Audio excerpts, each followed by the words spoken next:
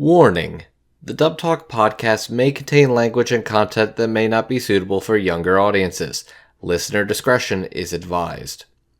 There will also be spoilers for various anime throughout the course of this episode. Please proceed with caution in case we discuss a series you've yet to finish.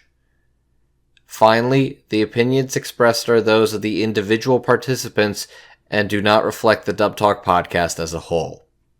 Enjoy the show. Alright. No kidding. Alright, are we all ready to start, gentlemen? I'm ready to set sail. Live from... Jeez. Why did I was about to go ride from New York. It's Saturday night. Stop looking at your feet. I'm not looking at my feet! We're here to look at some penguins. And there's a snowcat. What does Saturday Night Live and feet have to do with anything, Jackson?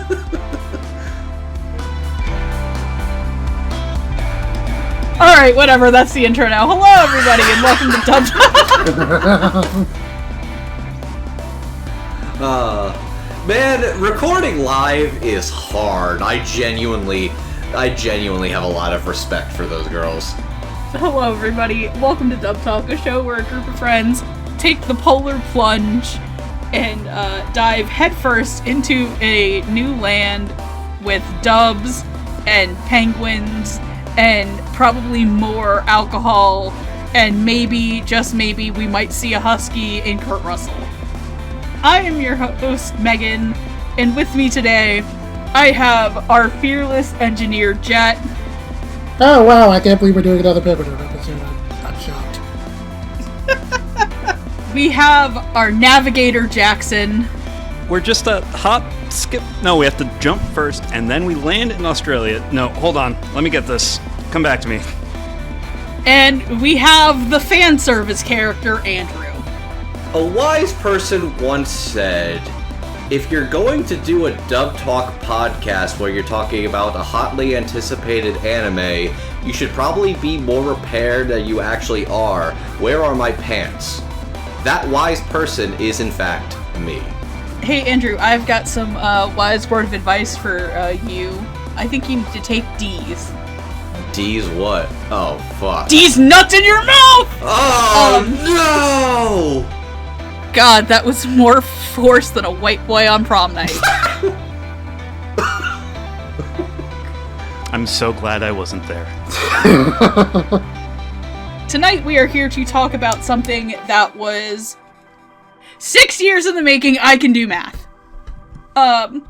We are here to talk about the dub, finally, for the critically acclaimed anime from Studio Madhouse, directed by Atsuko Ishizuka, called A Place Further Than the Universe. Mari Tamaki is a second-year high school student who wants to make the most out of her youth, but is usually too afraid to do so. One day, she meets Shiraishi Kabuchizawa, a girl who's been saving up to travel to Antarctica, where her mother disappeared 3 years ago. Joined by two other girls, Hinata Miyake and Yuzuki Shiraishi, they join an expedition and head towards the Antarctic. So when this is an anime original project, and I think when I'm sorry, Jackson put a gif of Hinata in the chat, and I'm losing my shit at it. There will be more. Be ready for the land bombs. Jackson's basically been waiting for this day for years. I think we all have. We all have, but he has a whole folder that he could just casually drop during these very serious conversations just to break the ice a little. One such image was an edit I made in 2018 when the show came out of all of my favorite anime of the year, because Funimation was asking us about that. And I, being cheeky, chose 6, all of which were undubbed. This makes 2. The first one was Eurocamp, this is the second one. Oh my god. So yes, Laid Back Camp and A Place Further Than the Universe have been dubbed. No, only if they would go back for Amanchu, Planet With, Wotakoi, and Uma Musume. Planet With is at least like halfway there, because that at least does have a home video release. And I guess Amanchu has a slightly European home video release from Anime Limited, which is kind of crucial to tonight's discussion, actually. That does segue us back nicely on topic. To the Yakuza who own all the horses in Japan, which one of my vital organs would you take for an Uma Musume dub? But we are here to not beat that horse, but rather cuddle that penguin, even though we were supposed to stay 5 meters away from it. I think everybody on this episode had watched the show subbed, and for some of us, multiple times, like me. I watch this once a year, and cry once a year. And cry some more? There are some episodes of Dub Talk where it's like, you have people that are kind of interested, or passively interested, and you maybe have to nudge people a little to be like, I think you would enjoy this episode. Nobody had to nudge on this one. I'm pretty sure every single explorer for today's expedition knew they wanted to be on that fucking boat. There was indeed a knife fight, and the bodies are frozen in the Arctic. It's really a good way of preserving bodies, isn't it? It doesn't rot in the least. I killed a guy with a trident. I threatened Andrew with bodily harm to host this episode. It's true. She did. Please note, for the sake of YouTube legal liability, I have to say that this is a joke. Although I do have it on camera. We're gonna go on a nice cruise where there will be no screaming, dying, hurling. We will not be going through the Drake's Passage. You will not get to experience your entire body going through IBS. Just kidding. This boat's gonna rock, but in a good way. More than anything, the saga of getting to this Dub Talk is a story all its own. Because back in January 2018, this was licensed by Crunchyroll. I think it was even produced by Crunchyroll back when the term Crunchyroll co-production had weight and meaning behind it. Indeed. It was also a strange omission because back then, Crunchyroll and Funimation still had a partnership. Though, in hindsight, this was the season right before that amicable partnership started to crack on thin ice. All the while, it was in Crunchyroll's ball of the court to try and give this a dub. I want you to know that during this season, there was a lot of pretty decent anime that aired. You want to know what some of the highlights were that got dubbed in that partnership that aren't a place further than the universe? Oh, please tell me. We've got such gems like Darling in the Franxx, Death March to the Parallel Rhapsody World, Katana Maidens, that was dubbed. Okay, to throw them a slight bone, I mean, it at least took a good 8 or 9 episodes before everyone realized that. Okay, but to not give them the benefit of the doubt... Haku Hoshi Engi! That's what I was just going to mention, because that was the same studio as Laid Back Camp. They didn't dub Laid Back Camp that season, but they did dub Haku Hoshin Engi. So, many years happened of Crunchyroll, sitting on their balls... And then, in a surprise turn of things, a company known as Anime Limited, or All the Anime, actually had a panel at Anime NYC in November of 2022. Notable because they are mostly a European licensor, but in that year, they actually had a couple of titles that they announced. Not only were they announcing these titles for the European market, they will also be releasing them in the North American market. And the biggest bombshell of that slate of announcements was a place further than the universe with a brand new English dub. I want to tell a story about that. Do you want to know how I learned about this? I'd love to know. How did you learn about this? Prior to this year, Anime NYC always took place the weekend of my birthday. I was driving my car to my friend's house in Sarasota, Florida. And I get a call, and it's Andrew, and I pick it up because I have Bluetooth in the car. And Andrew goes, "Are you sitting down?" And my entire response was, "I'm driving the car. It'd be weird if I wasn't." I don't think that makes it better. I don't think driving is the correct answer to "Are you sitting down?" Megan's still with us, so I assume you did not crash the car. I definitely did not crash the car, and I made it over to my friend's house. However, I do believe that that was the year I caught COVID on my birthday. What a story. So all that being said, after that, it took a little bit of time for the home video release to come out. But as of May 14th of 2024, you could buy A Place Further Than the Universe on a nice limited edition Blu-ray set that has now since been completely sold out. And hopefully is getting a cheaper edition with an audio fix. Also, please put the dub up streaming. So let's talk about the people who worked on this dub, because I think this intro has gone on for long enough. Let's talk about our ADR crew. So this was recorded over at Studio Nano. Studio Nano had been doing work for some time with some Crunchyroll Funimation stuff, and then Crunchyroll stopped outsourcing, which is another talk for a Crunchyroll related episode. I'd rather not bitch about them at this time. Granted, it is always morally acceptable to bitch about Crunchyroll's practices, how they treat their actors, etc., etc. But we're here to talk about Studio Nano and their work on this.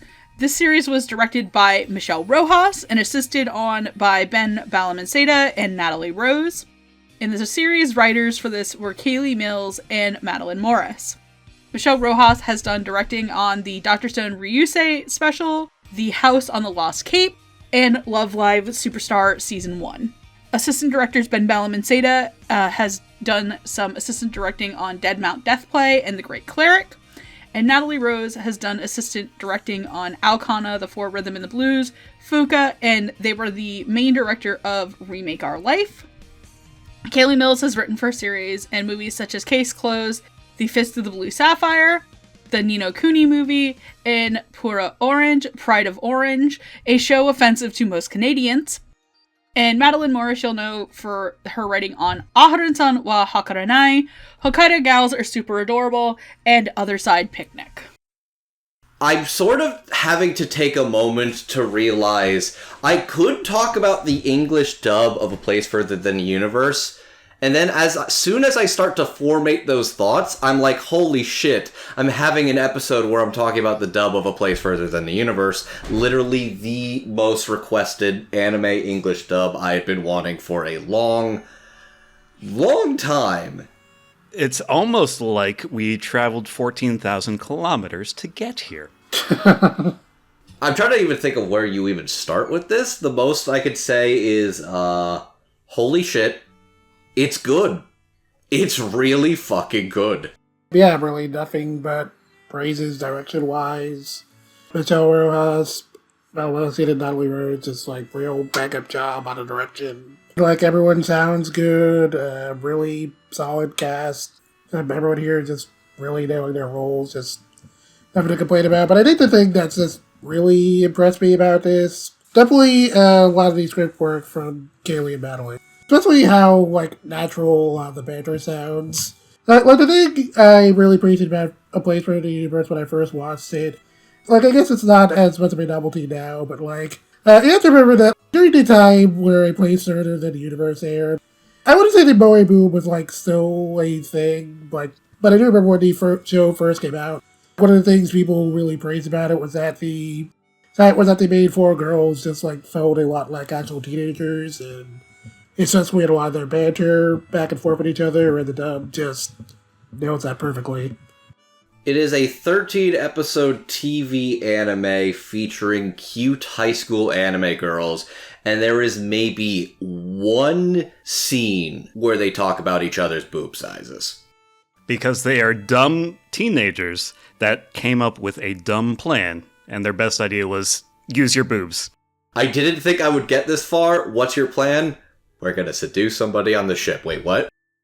But, yeah, no, a lot of what makes this show work and a lot of these characters feel genuine and real is like, oh, this feels like teenage girls just actually bonding. Being teenage girls. Just being teenage girls. And sometimes that involves, like, it's you fucking with your friends and you giving them the stink eye when that really important thing that you thought they lost was in your bag the whole time. So you're gonna make them eat some stinky fruit as comeuppance. Listen, I'm in my 30s, and this is how I act sometime with Steph and Gigi. I also just have to admire you know all the anime where sometimes they show that person that sleeps like a slob or something? Just the incredible visual gag of Mari sleeping in the bed, Yuzuki just flipping her over, and her doing a complete fucking 360 flip spreads out across the entire bed, and her just going, I hate it here. Hate it here. So Fun fact. funny. Fun fact, that is why nobody will share a bed with me besides Patrick at cons, is because I do that. As the one kind of girl on the episode, I want to congratulate Kaylee and Madeline for writing teenage girls as they are. I definitely feel like the show itself is very timeless. You could be of any age and really watch this show and get something out of it, and surprisingly, I think that it's also an anime that really transcends, like, gender stuff. Because I know a lot of cis straight dudes who love this show. And that's kind of the one thing I really noticed about watching this. This is a very heartfelt show. And, like, by the end of it, I was crying again. Like, I cry, like, a couple times watching the show. It is a very, very deep and profound series about friendship, about grief, about exploration, getting a lot out of your life. And I like that the dub script for this kept a lot of the definite messiness of some of the moments around, and that it really captured the heart and soul of the show. And one of the things I also really want to compliment is the casting on this. I think that of the 4 main girls, only 2 of them are who I would have expected to be those characters. The other 2, I was kind of shocked that they picked who they did, and those performances really worked. And I like that there was a definite drawback between, like, what the teenagers sounded like and what the adults sounded like. I think a lot of the comedy really kept in, if not made it a little funnier in English, but it never came at the expense of the really big heart pull-out moments of the show.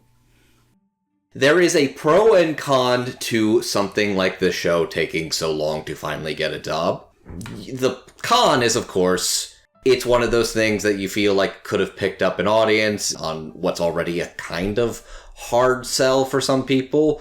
Because it's like, it's a slice of life, it's an adventure series, but it's not really like a cute girl doing cute things show. It's really funny you say that, because, like, I remember the year this came out and almost won the Crunchyroll Award. Like, literally everyone was wondering why Crunchyroll wasn't dubbing it.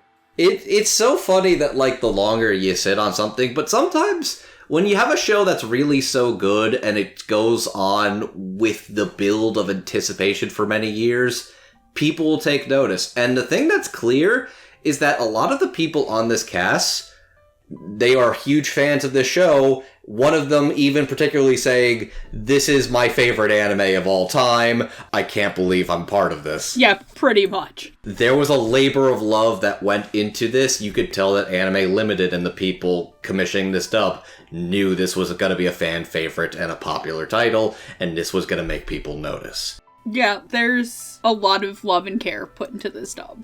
And it shows throughout the entirety of the 13 episodes. The only issue that people notice, and this is not on anybody in the dub's fault, this is particularly disc authoring, I would assume, is that there is a cut line of dialogue. It's just missing. It's episode 10. It's one of Yumiko's lines when there's when the meat just is frozen. Yeah, it's a weird thing. Like, so this was actually my second time watching it dub. The first time I watched it, like, right based on the release. And, like, the first time I watched it dub, I actually didn't notice that problem. But when I rewatched it for the sake of this episode, the line was there. I'm not sure what happened. Did your discs change? Is your house haunted? I don't know. Anime Limited did release a standard edition version in the UK market that does in fact have this line of dialogue on the disc. They have not yet made it, like, readily available to the North American markets, so hopefully we'll get one of those soon, because right now the way to buy and physically support the show has since been sold out in North America. Yeah, I was going to say, if all the anime sounds familiar, it's because they are also the people that commissioned the dub for A Silent Voice, a very excellent movie from around that time. I forgot they also paid for that too. Yeah, holy shit. Also, I will say, if you're ordering from all the anime anyways, 4K discs are region-free. You can pick up, say, One Piece Film Red on 4K from them. Good to know. And, like, Gundam and a bunch of other stuff, whatever. You're saying Gundam whatever as our buddy Our Getter. friend, I was about to make a Getter joke. Well, I was also about to make a Getter joke, which is our way to say, Getter, we love you, you fucking mecha freak. Ooh, their shit's on sale. Maybe I can find if they have Gundam X, because Crunchyroll was sold out of it. He's a very impressive shill that he has got Megan into the Final Fantasies and the Gundams. I'm currently making him watch Fruits Basket for me, so we are 3 episodes away from the end of season 1. Ooh, that's the good heartbreak shit. Speaking of good heartbreak, man, this show fucking hurts.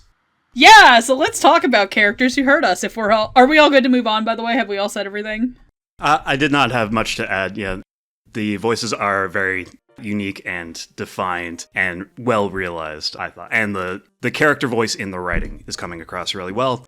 Having watched that show subbed a long time ago and remembering a lot of key lines, they're all there the way I remember them and the way I like them. So I'm glad that worked out in the adaptation. Now, briefly on the music stuff, I'm thinking of all the insert songs that are in this show that are really killer. I forgot how good all of the insert songs were. If the song Matane comes on, I'm fucking dying. They use it sparingly. If it shows up in the show, everyone is bawling. Mm-hmm. I'm thinking of specifically the end of episode 2, where they're running through the streets of Kabukicho. We can get more into this later. But, I think that one makes me emotional and tear up more than anything. The Yushin Mothin stuff. And where I'm thinking, this show is special. This is on my first watch through. This is where I'm really, hooked in forever. And that's 2 episodes in. Where I'm thinking this is an all-timer. Place Further Than the Universe is a show that made me think, Atsuko Ishizuka, this woman's going places. Because, she was directing a couple of miscellaneous things at Madhouse, including No Game, No Life, which they're going to make sure you remember because there are several advertisements. They're going to make you remember it and remember that you're never getting a second season. We have tickets in the break room. Please take some. Please. I came into this one as fresh as possible. I don't think I've actually seen the show in full since it came out. Honestly, same, yeah. I wanted it to hit fresh. I should not have been worried about anything. I've been sufficiently Pavloved. Any of those insert songs come back in, and I am right back into that emotion, bawling my eyes out. Look, we're not very cynical people when it comes to anime and English dubs. I don't think any of us were looking at any of the people attached to this and thinking, they're gonna fuck it up. It was just this might be good, but is it going to be good, or is it gonna be really fucking good? And the answer is, it's really fucking good. Alright, speaking of really fucking good characters and moments, let's talk about our secondary cast. Why am I looking through Discord chat? You have a document open, Megan. I am polluting the Discord chat. You should not look there. The second VTubers come up in the conversation, it's fucking Jover, just saying. I have notes. Who's gonna win? Jackson's VTubers or Megan's love of Final Fantasy XIV? Why do they have to fight? Girls, you're both pretty.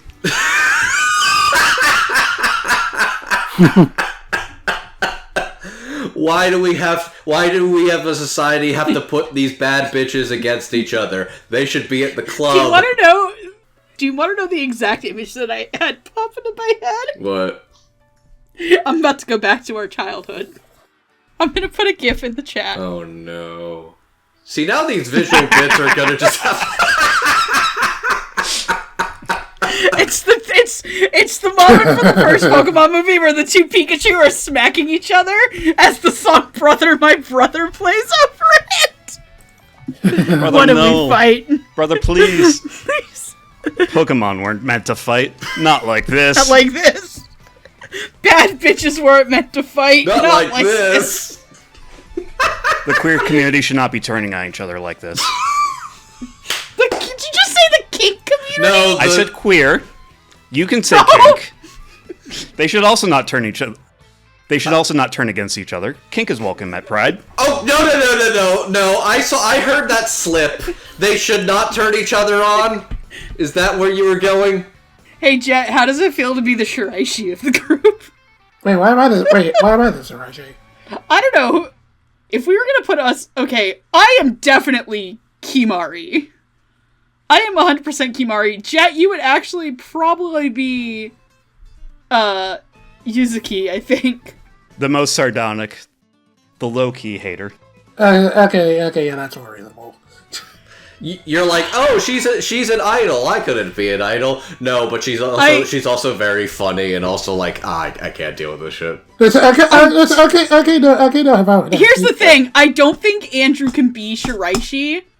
So Jackson, you're Shiraishi. Okay. Andrew, you get to be Hinata. Yes, that is the exact one I wanted to be. Thank you. My tits are incredible. I will work on my public speaking. And I will work on my idioms that are just for me and me alone.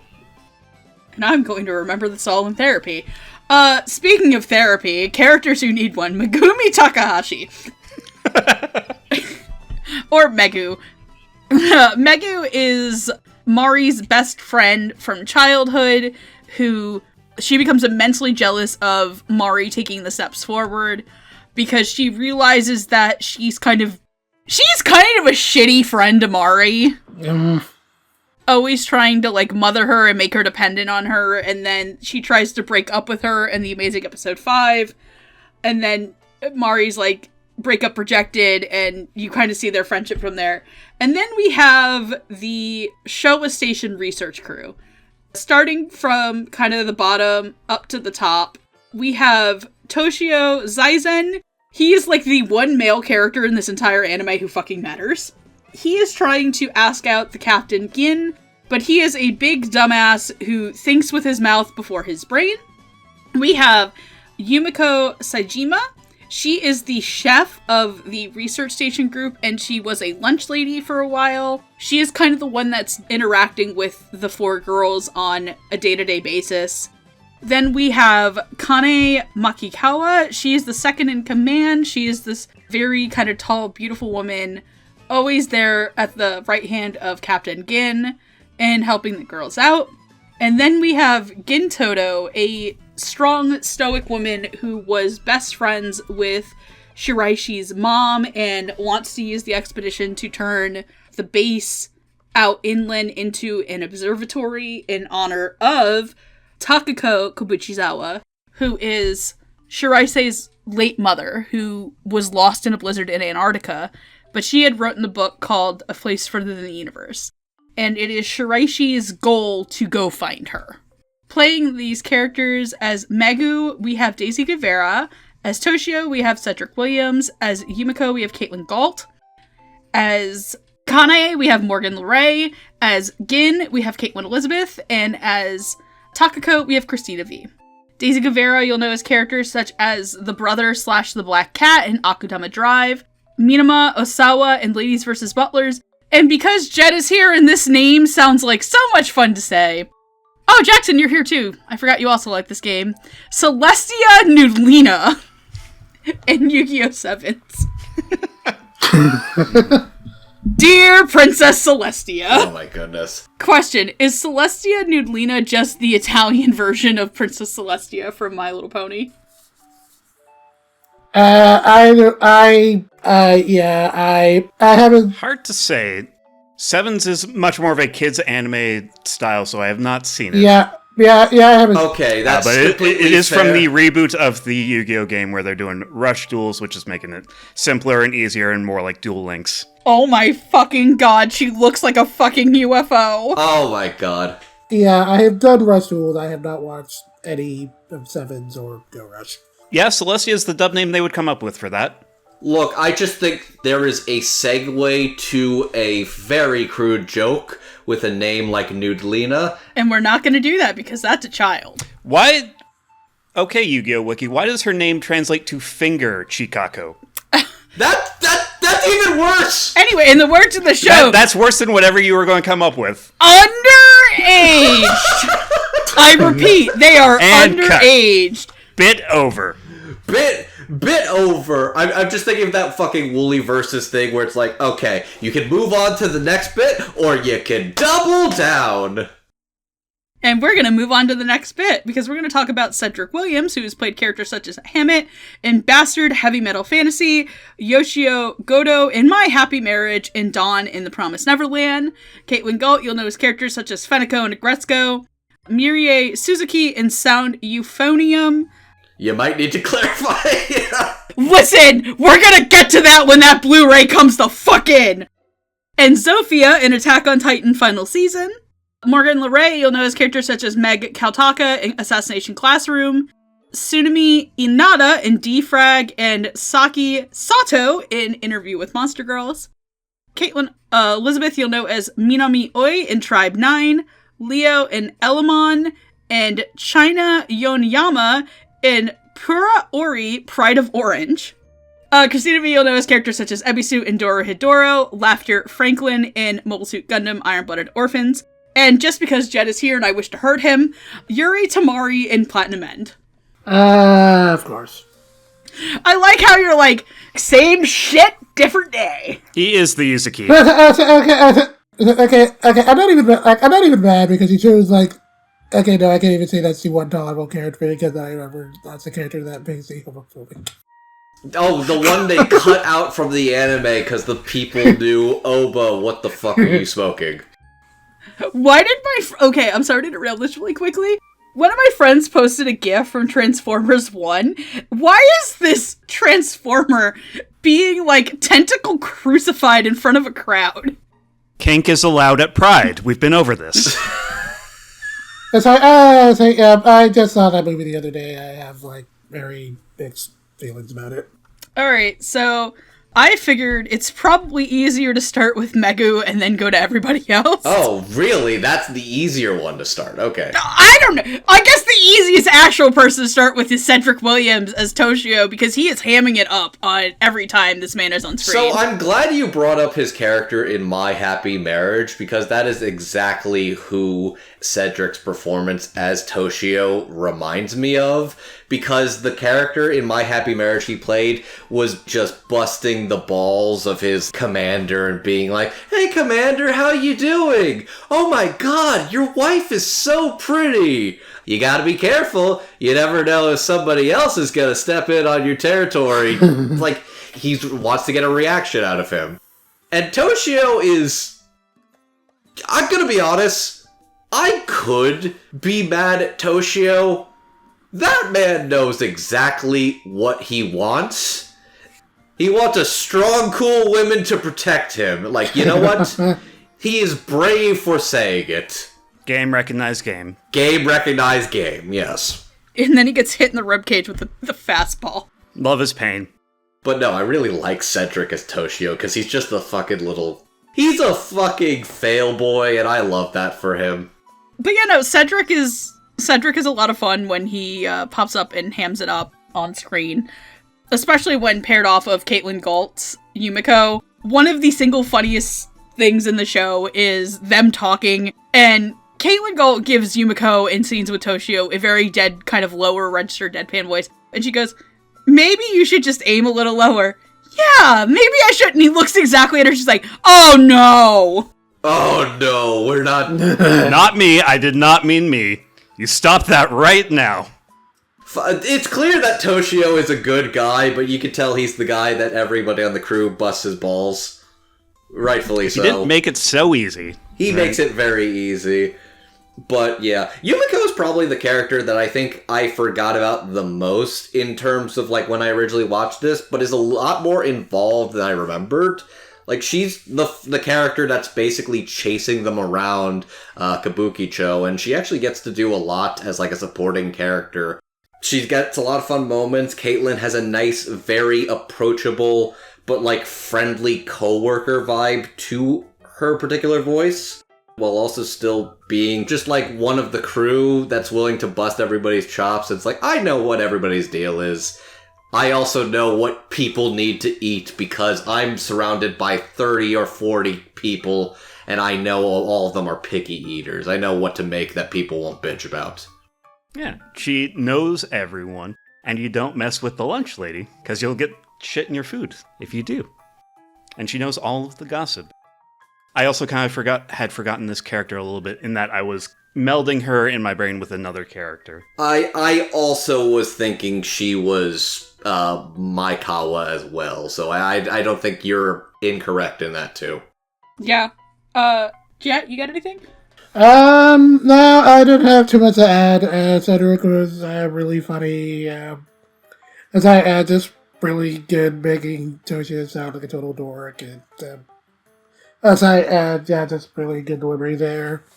And so I like it with Yumiko. Did a really good job of sounding very down to earth and kind of like keeping the girls in line. I thought she did a pretty good job of just like, I don't know, it's kind of a pretty good Loki vibe to her. I like the performance a lot. We can also use this section if you want to just casually mention a couple of people we're not talking about, or people we don't know.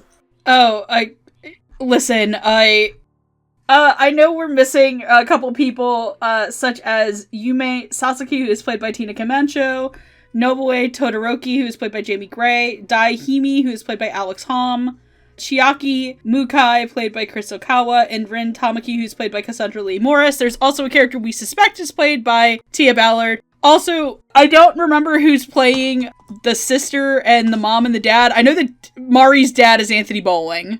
The mom is the director of the show, the sister is Cassandra. Oh, okay, Michelle Rojas, who gets to commit probably one of the funniest horror bits in anime in Committed Memory. It's so good. It's not a weapon, but it could be used to. Or something, I think is the line. I'll use it to dish up some justice. Why does the entire neighborhood know? Why do all the housewives know, and why am I the last to find out? At least put the weapon down. It's not a weapon, it's a cooking utensil. It feels very real. It feels and like... just the Honey, dad opening Dad, the help door. Me. Dad, help me! Nope. No. Dad, help me, please! No! Come back! Please! Forgive me, daughter. The second the dad closed the door on his daughter, all I could think of was the producers, Nathan Lane, betrayed. I can't believe that I've been betrayed. One no one else has mentioned is the old homeroom teacher, just an old guy. He lets out one really good in like episode 2 that I found really funny. Nice. Oh, also that one disaster woman who's just... She cannot deal with the fact that her boyfriend has not texted her. The fucking obnoxious sweater she gives them going home. Hey, you're going back. You can't even get reception out there. What's the problem? You can't... Can you give him this? I'd rather not. He did text me. He does love me. Oh, sweetie. After agonizing over it for like 2 weeks. Look, sometimes your brain is your worst enemy, and sometimes things are better than you think they are. So, do we want to talk about Megu first, or do we want to talk about... I'd say... I think Megu might be good to talk about before Gin. I would agree, yes. I really like Daisy Guevara in this. I hate to say that I'm not super familiar with Daisy's work, other than in Akudama Drive and Love Live. Oh, those are the exact ones I know her from, too. Same. Like, the two most, like, polar opposite. That's like the Full Metal Alchemist of role duality. Dude, voice acting's great. And I feel like Megu is very much the middle between those, because, for one, Daisy's character in Akudama Drive is a boy. And number 2, if you've never seen Love Live Nijigasaki, Ai's character is the athletic, upbeat girl. I mean, if you're a Love Live fan, watch Nijigasaki. If you're a dub fan, I say watch it because it's instant treating dub. Personally, as the Love Live person, Nijigasaki is my least favorite of the 4. But, that being said, Daisy's got a lot of smaller moments, but she has probably one of the biggest emotional moments in the show. And that is in episode 5, where she shows up on the morning that Himari's leaving, and is telling her how she's leaving. She's breaking up with her, and that it was her who started all of these really nasty rumors against her, and plotted to mess up her trip to Antarctica. Yeah, she's been sabotaging and undermining her every step of the way. And Mari, being Mari, doesn't really care, and doesn't really understand why she was doing this. It's just in Mari's nature to not believe in other people being malicious on purpose. And Daisy's performance is so gut-wrenching, and especially against Himari's actress. It is one of my favorite moments in the show, and to me, it exceeded a bit of where the Japanese was. I genuinely like the difference in vocal tone that they gave, where Megu was a little deeper and a little bit more mature sounding. And you kind of get from flashbacks that a lot of people see them as the older one in the relationship. She's the smart one, she's the capable one. And I like how in the layers of the performance you can kind of hear her slowly slipping, and that moment at night where they talk and Megu realizes that all this shit that she's done is horrible. And in the morning, she confesses. It's some good shit. I feel like there's an interesting thing about somebody who is very mature versus somebody who is very immature. Megu is kind of in that interesting position where it's like, people tell her that she is smarter, she is better, and she believes it, especially because she is friends with Mari, and Mari makes her feel like between the two of them, she is more capable, she is more mature, she is more put together. When in reality is, like, a lot of the times maturity is mostly just kind of like a mask we all wear to kind of hide our own insecurities. And it's clear that the maturity is mostly just to mask the fact that she hates how much she likes being depended on by somebody sort of less capable. Like, she's torn between how much she wants. She wants Mari to leave her side, but the reality is scared and afraid to let her go, so she kind of sabotages herself as like a way to almost push her to leave. So I think she realizes, okay, if you're going to grow, you need to leave me behind to grow. And Mari's like, fuck that noise, I'm going to go on this adventure, and you're still gonna be my friend. I don't care. Breakup rejected is, yeah, that's a beautiful scene. And Daisy Guevara is, I loved their work in Akudama Drive. That's my biggest reference for them. And yeah, Daisy absolutely brings a killer, complicated, dramatic touch to Megu as a character. And my god, Daisy, what a hell of a performance. I hope they continue to book roles because this was excellent. Yeah, you can really hear her working through like her conflicted emotions as she's confessing to this crime. It does feel more like a teenage rebellion response to things. She's sabotaging and undermining her friend who's trying to leave her. Or that's the emotion that she feels. But she's being real sloppy about it. She's leaving all kinds of breadcrumbs that any smarter individual may have picked up on. She's basically like, I want you to yell at me and tell me I'm a bitch and you hate me. Please be the one to break up with me. I deserve it. I have it coming. I deserve it. I'm making it so obvious that I'm awful and terrible. Why are you girls so good-natured and stupid?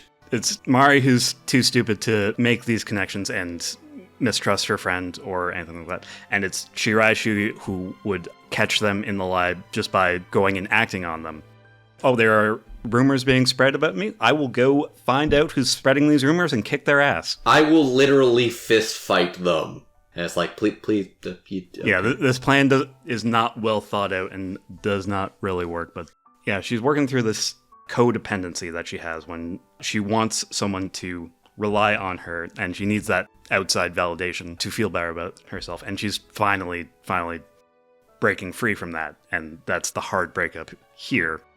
But after the trip's over, they're going to maybe make up and be friends again. They're going to make up and free friends, but it's very clear that Megu also is like, I need to do something for myself. Yeah, and that's why she goes to the Arctic. Which, that's such a good little... Yeah, as we were talking about themes of friendship, one of the things that those two work through is they still like text. Mari still sends her texts of her trip from her voyage. And every couple days she gets one back that's like, I see, just a very short one or a message read that says, hey, I am here. I am responding. I am seeing these messages. Basically, a lot of the show is also about becoming the best version of yourself, as in, you don't have the regrets. You can go on that cool trip and change your life. And even if you're afraid, even if you think you can't do it, you just got to take the step, and you need some people in your life to encourage you to take that step forward. And that's kind of the guilt Megu feels, is that she's the one that's like trying to push her because she thinks she's going to keep holding her back.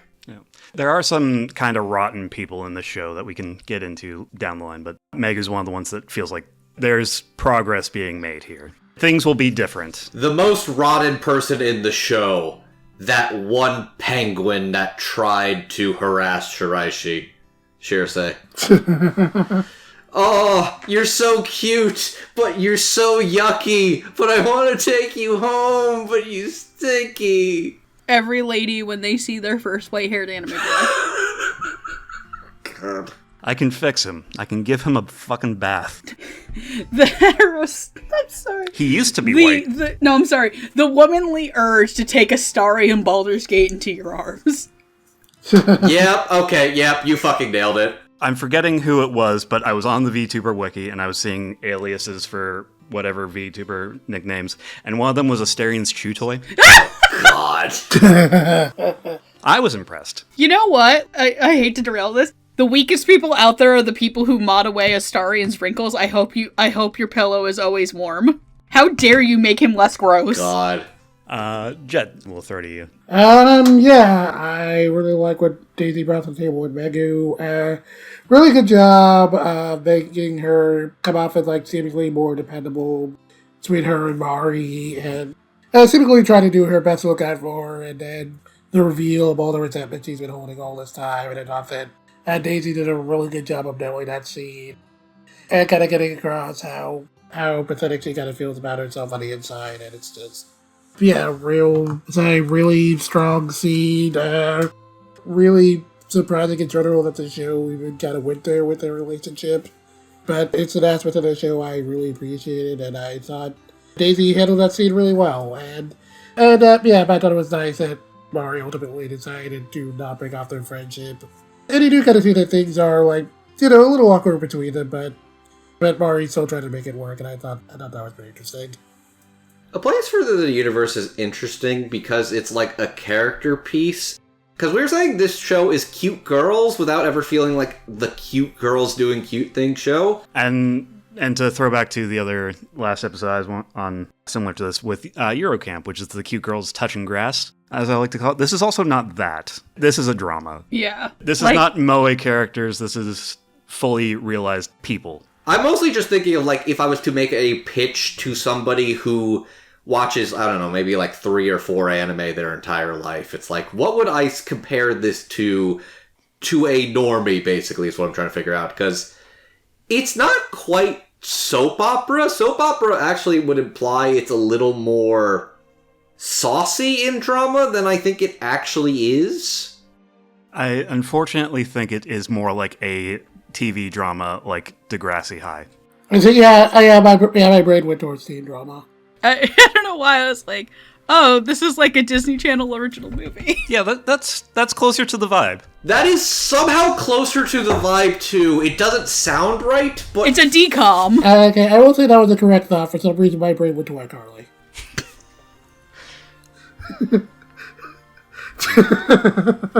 Me 6 years ago watching Place for the Universe. Me in present day watching Universe. Very good. Interesting. Doesn't the new iCarly series also go into, like, the fact that their parents are dead, too? No, Carly's parents are alive. Her dad's been alive the whole time. Her mom's just a deadbeat. I did just make a horrible connection that I'm thinking of a VTuber who was watching a intense adult drama, much like A Place for the Universe, and she was referring to iCarly. Oh my god. Dubbed into Japanese. This is not a Showtime show. This is not a soap opera. This is not like... Game of Thrones. Not Game of Thrones. This is iCarly. This is adult iCarly. Oh my god, I can't believe that. Hey kids! Do you like iCarly? Oh my god, Yusuke is iCarly. They have a web show. Oh my god, she has a fucking show. We oh are my there. God, she has a fucking web series. Oh my... What you got there, Himari? Smoothie. Durian ice cream. Amelie, do you take commissions? Anyway, this show has way less feet than iCarly.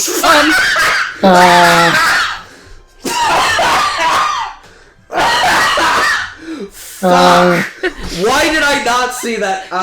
I should have seen that coming. I'm angry I didn't see that coming. Breathe, Andrew, breathe! I can't! Oh, hey, Steph. Megan brought up feet! Oh, God. This isn't OnlyFans, guys. Cut it out. I was tiptoeing around it. Fuck off. Let me put my foot down on this iCarly train. So, are we all good to talk about sadness and parents? I'd love to move away from the feet talk and talk about grief and depression, yes. Oh, cool. So, grief and depression. So, you have a thing for dead mommy milkers. I mean... That was bad, even for my part. I can respect admitting that. That means you're the bigger person. So, I genuinely do want to be, like, kind of serious about this. Okay. I 100% think that a lot of the heart of the show comes from the dynamic between the legacy of Takako, Gin and Kane's grief, and how it foils from Shirase's grief. In the sense that Shirase almost always refers to finding her mom in Antarctica as if her mom is alive. It is from Kanae and Gin that we hear the definitive her mother is dead. Right, we hear it first from Kana talking to Gin, saying, Takako is dead. We are doing this without her. And it's Gin that's the first one to say those words to Shiraishi. I'll be honest, when I first watched this show, I genuinely did not think they were going to actually commit to Takako being dead, because I was not familiar with the playbook of the people working on this show. Yeah. Gin and Kane are processing grief in a different way than Shirase, as I think you're kind of alluding to. Yes. And I feel like I have to talk about Christina V's Takako first. It's got such a sense of life and wonder in the performance for what little we hear of her. Takako is by far the biggest driving force of this show. She is what makes Shirase want to go. In turn, that's how Mari meets her, and the girls end up going there. It is her legacy and her feel across the entire show. And for what little we hear of Christina V, I think she does a really good job being Takako and having this kind of energy and upbeatness. Especially that foils off of her best friend Gin, who is very quiet and very awkward. And I want to give a shout out to the mix crew on this for when Takako radios back to Gin and Kanae and says her last words to them, which is, it's so beautiful, and how it's so radio-y and broken. Shout out to Peter Hawkinson on the engineering for this show in particular. Yeah, it is very garbled and it's barely legible, but it is very profound, clear what is being said. So there's no room for interpretation, nothing you're missing. Yeah, one aspect of Christina's performance I want to praise, which I guess is just like more so just like how similar those two tend to sound sometimes, is that Takako actually does kind of sound like this kind of like notably sound like an older version of Shirase, which I appreciated. I thought that was pretty nice touch. Yeah. Yeah, I thought the same. They are a good match and believable as mother-daughter.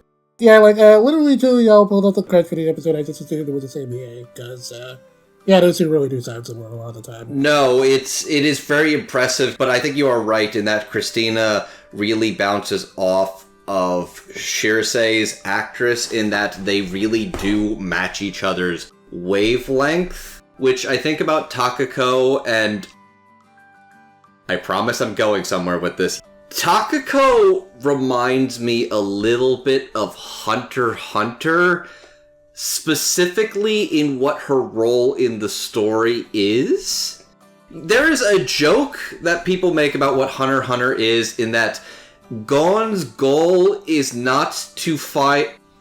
okay, I need to figure out how to... So the Wooly versus anecdote is, hunting is so awesome that Gin leaves behind his baby boy to go do it. It's like leaving the house for cigarettes. And Gon's impression of that growing up is not, when's my dad coming back from the cigarettes? It's, what's so cool about cigarettes? What is so cool about Antarctica that we all need to go there?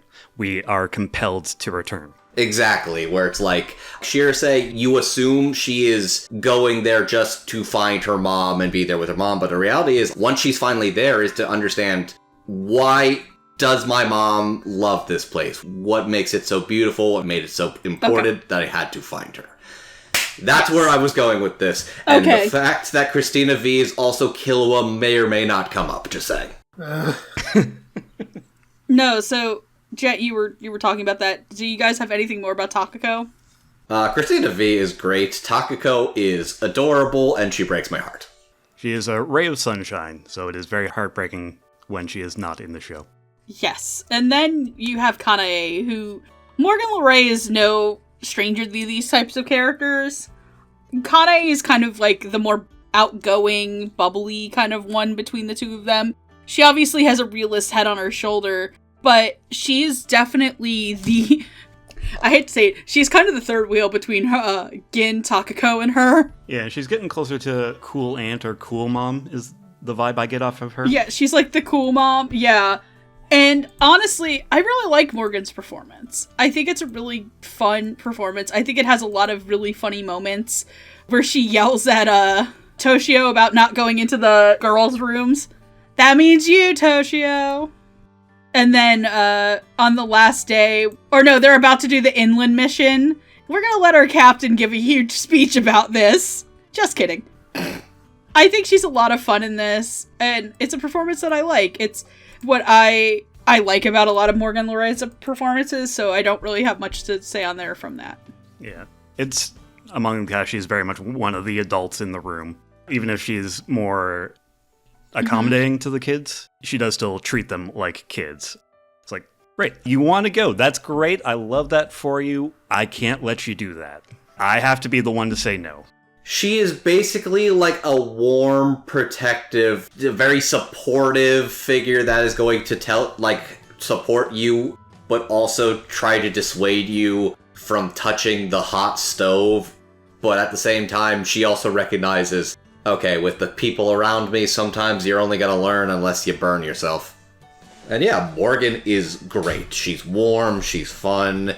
She gets her own emotional catharsis too, especially when she's in the van and she's like, everybody's telling us we can't do this, but at the same time we're like, we want to shove it in your faces. I told you we could do it. Get off our backs. Yeah, she relates to the kids in that way. Mm-hmm. And they've got their own perspective on things. Still has to be the adults in the room. It's good stuff. Yeah, I really liked Morgan Le Ray as kind of like you guys were saying about the adults, she does a good job of kind of coming off as, like, sort of the most supportive in a way.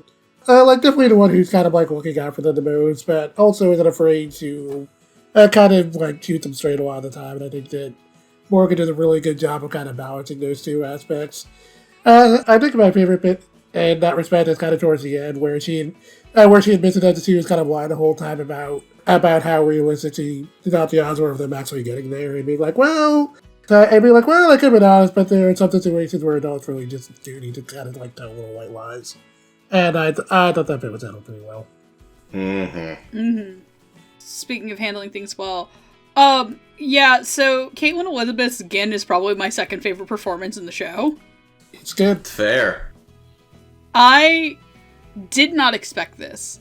And unfortunately, Caitlin, I am not as familiar with your game.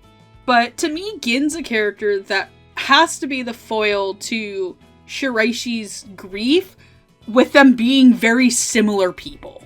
I've made a joke about this to friends, but this is not a joke. I 100% am of the camp that Gin was in love with Takako. I agree with you. Shiraishi's two moms. Yeah, Shiraishi has two moms. Gin's grief is different from Shiraishi's in that Shiraishi, I believe, as grief, she needs to let go, but Gin needs to hold on. Gin doesn't want Shiraishi to come. And I think it's beyond, I don't want to take the daughter of my best friend to the place where my best friend died. Right. She was the captain on the expedition the last time. She feels responsible, and she will feel responsible again. And what Gin goes through is immensely traumatic. She was literally right behind her when she let go. She was the person who heard her last words. She is always going to have to live with the death of Takako on her soul. And Caitlin plays her with this level of both being naturally an aloof person who's determined, but also somebody who is grieving both quietly and loudly at the same time. It's not that Gin is a loud person, but everybody knows why she's doing what she's doing. Right. You don't just set off on an Antarctic expedition back for no reason. And to, turn the base inland into an observatory. In honor of Takako, yeah. Yeah, because Takako said that the sky was the most beautiful thing there that she had ever seen. And how Caitlin handles this, having this very mature voice for Gin, but also that underlying edge of pure pain for someone you loved being gone. So much of the grief, too, that she has to endure is seeing Shirase becoming her mother. That maybe, in a sense, in the performance, you can feel that Gin probably wishes that it was her who had gone missing. Because then Takako would be here to see the woman that Shirase is becoming. And I think Caitlin delivers it so well that it's hard to not give her flowers. Like, this is a very stacked cast. I genuinely think that her work, especially off of Shirase's actor, is some of the most beautiful work that's been done this year. And I think I've gotten out everything that I want to say, so. This is an excellent performance. It is definitely very stoic, it's very mature, it's also very dealing with awkward and complicated feelings of their relationship with Shirase, in that Takako always tried to make them interact with each other because they're like the two most important people in her life. She wants them to get along and be friends. They have more in common than they think. Exactly. It's really cute when they do bond over stuff like, little penguins. And jump roping. Oh, the whole jump roping thing too. They have a very complicated but hopeful relationship that I genuinely am glad to watch grow over the course of the series, and Caitlin is asked to do a lot of emotional heavy lifting with a character like Gin, and abso-fucking-lutely delivers 100%. My god. Yeah, like you guys were saying, she did a really good job as Gin. Really good job just coming off as kind of like a very sort of naturally awkward person, and I think that Caitlin handled a lot of that really well. Where you can just kind of tell that she doesn't really know how to quite deal with Shirase, especially now with everything that's happened, and how you can tell like part of her is just afraid that Shirase really resents her for everything that happened, and I thought that Caitlin did a really good job of kind of getting that fear across well in a very subtle way, and I thought their whole dynamic was really interesting. And I also liked how well she bounced off of Christina v. Takako in the flashbacks, where she kind of sounded a lot more grounded as opposed to how like optimistic Takako was. And yeah, really backup performance, it was an incredible job. They're both really awkward people, but they're also the only two that can have this connection. They need each other to process their grief, for one, and to share that connection. What was the line? There was, what's motivating Gin to go to Antarctica is just an idea. And ideas aren't strong enough motivators, she talks about, which is why maybe like Shirase is having doubts. But sometimes that's all you got. That's the only thing you have to hold on to that can pull you forward. That was one of the lines that stuck out to me. I really think, too, I love both Shirase's actress and Caitlin's actress when, at the very end, where they've both overcome what they needed to. They went on that journey to the base together, and they retraced the steps of where her mom passed. And they kind of have this very quiet moment in the Snowcat together, where they talk about it and they kind of get over it. But it's when Shirase cuts her hair and they talk to her, and she's like, "You look more and more like your mom every day." And the genuine smile. And you can finally tell that the two of them are okay with each other and they have each other now because of Takako. And there's this sense that one day they're going to be together a lot more because Shirase is going to get older and come back to be on the research team. Holy shit. So maybe this is just because I've just been on a big Steven Universe song rewatch Uh-huh. Now that we're going with the reading in that Gin was actually in love with Takako, yes, I'm going to say that Gin Todo is Pearl. But I'm going to say that her relationship with Shirase being kind of strained after the death of the person they both love is like Pearl and Greg in Steven Universe. Yeah, you were totally going with it's over, isn't it, were you? Yes, I fucking was. And now I can make the baseball joke with the reading that Gin was in love with Takako. I could say that she's pitching for a different team. Ba-da-ba-ba-da-ba. And that's why she fucking nails Cedric in the fucking thing, because he's not playing the same sport as her.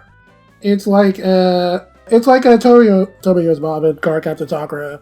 You never see a dad, so you can't prove what exists. Fair enough. Exactly. They do call her Toka Clone. Oh my god! Call the daughter Taka Clone. Okay, I don't know if that was Kaylee or if that was Madeline. Whoever came up with Taka Clone, fucking incredible adaptive choice. Just absolutely fucking inspired. Hey, who do you think took that photo? It was probably Gin.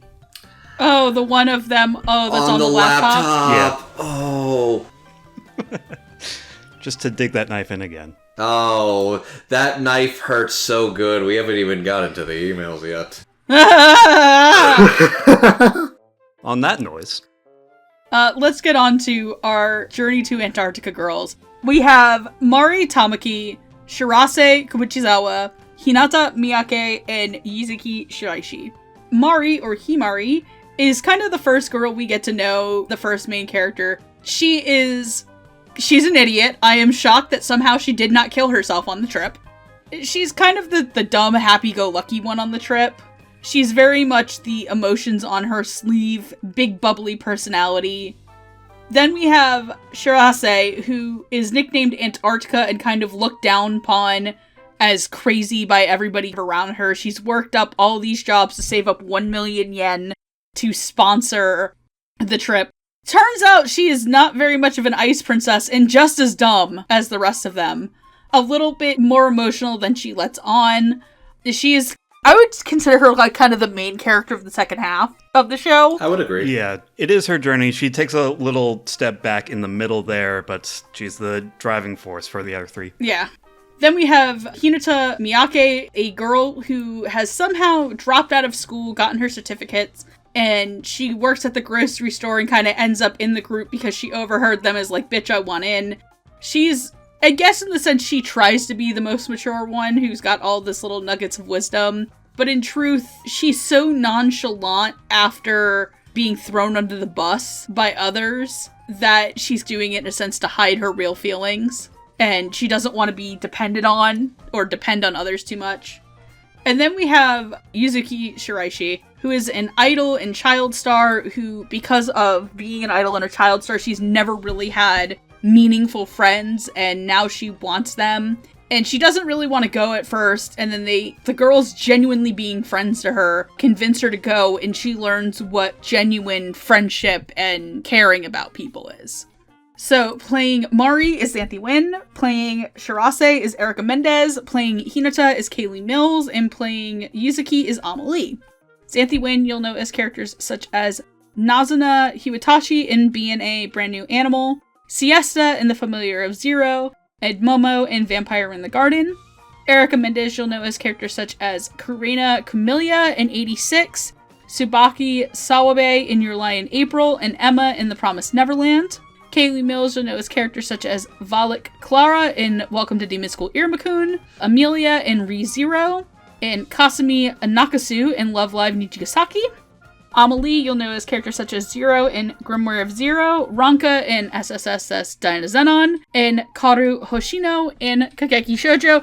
Alright, get all the fucking Hunter x Hunter jokes out! Okay, yes, I literally just needed to say that I do love that Gon and Killua are just family. Family.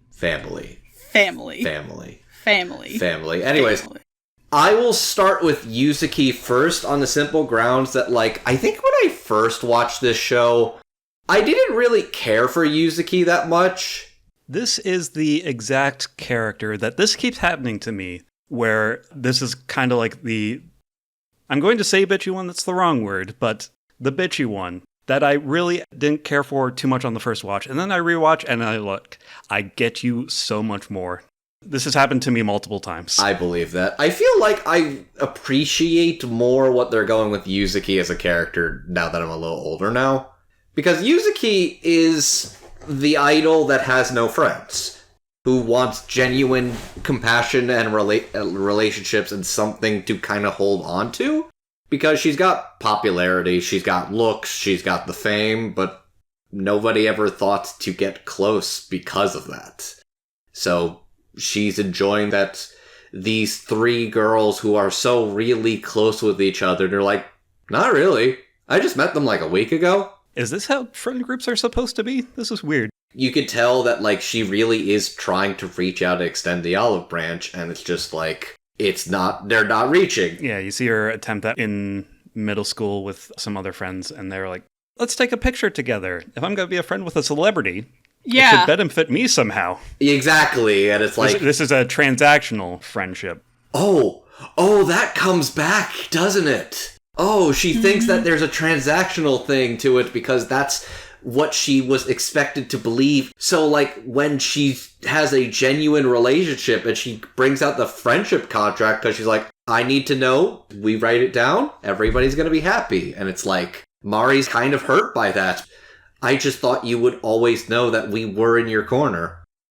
But Yuzuki didn't know because she's had people that have blown her off and tried to take advantage of her status. It should also be said that in the big introduction episode for Yuzuki, that the two girls that said they wanted to be her friend leave her group chat at the end of that episode. I thought that was a great little visual thing. Right, it was them trying to arrange any kind of plans. Like, no, I got work, I can't do it. It's like, well, this is work, and I'm not into doing work for this.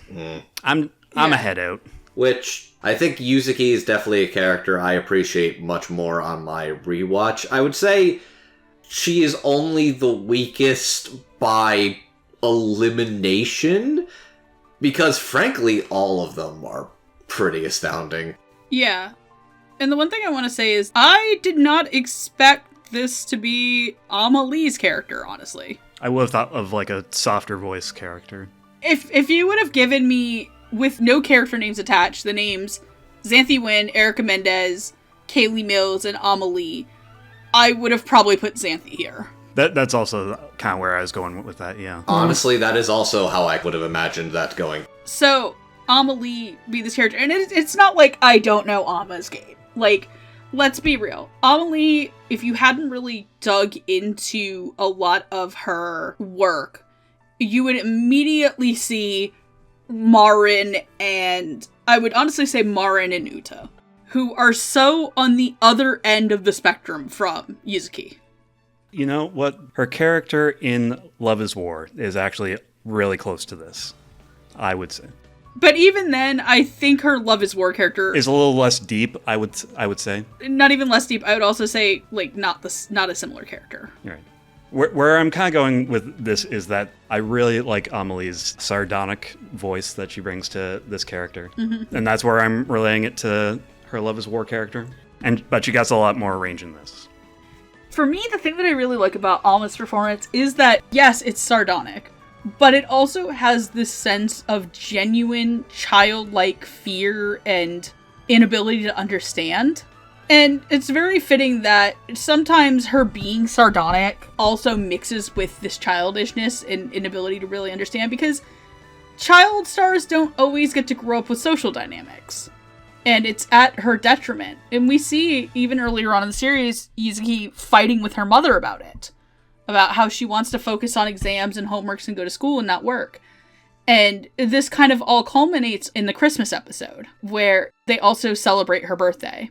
And throughout it, Yuzuki's got a very underhanded way of talking about how it is to celebrate someone's special day all about them with the big aplomb. And even though she doesn't understand friendship, she does by the end, because despite them, quote-unquote, working, they still went out of their way to remember her birthday. Even though they were on the boat and sick out of their brains and experiencing IBS all over their entire body, they still remembered her birthday enough to ask to make a cake for her. And it wasn't because it was transactional, it's because they genuinely love her as a friend. And they wanted to do something nice for her. Yeah, and Ama's crying to this is so genuine. Like, all of the crying in this is definitely very genuine sounding. It sounds like how it looks, and how it looks is big and ugly and messy. Mm-hmm. Yeah. Okay, go ahead, guys. Yeah, the angle I was going to take with this is Yuzuki's kind of the convenient plot that shows up in the episode 3 that lets the rest of the plot happen. They're nothing without you, Amanda. You're the only one with 1 million subscribers. The fuck? I hear she used the Patreon money to take a trip to Antarctica. She's why I'm demonetized. I was watching that again recently, so that was fresh. Fucking Komodo Friends bloopers. God bless. Why does Roxas look like Ventus?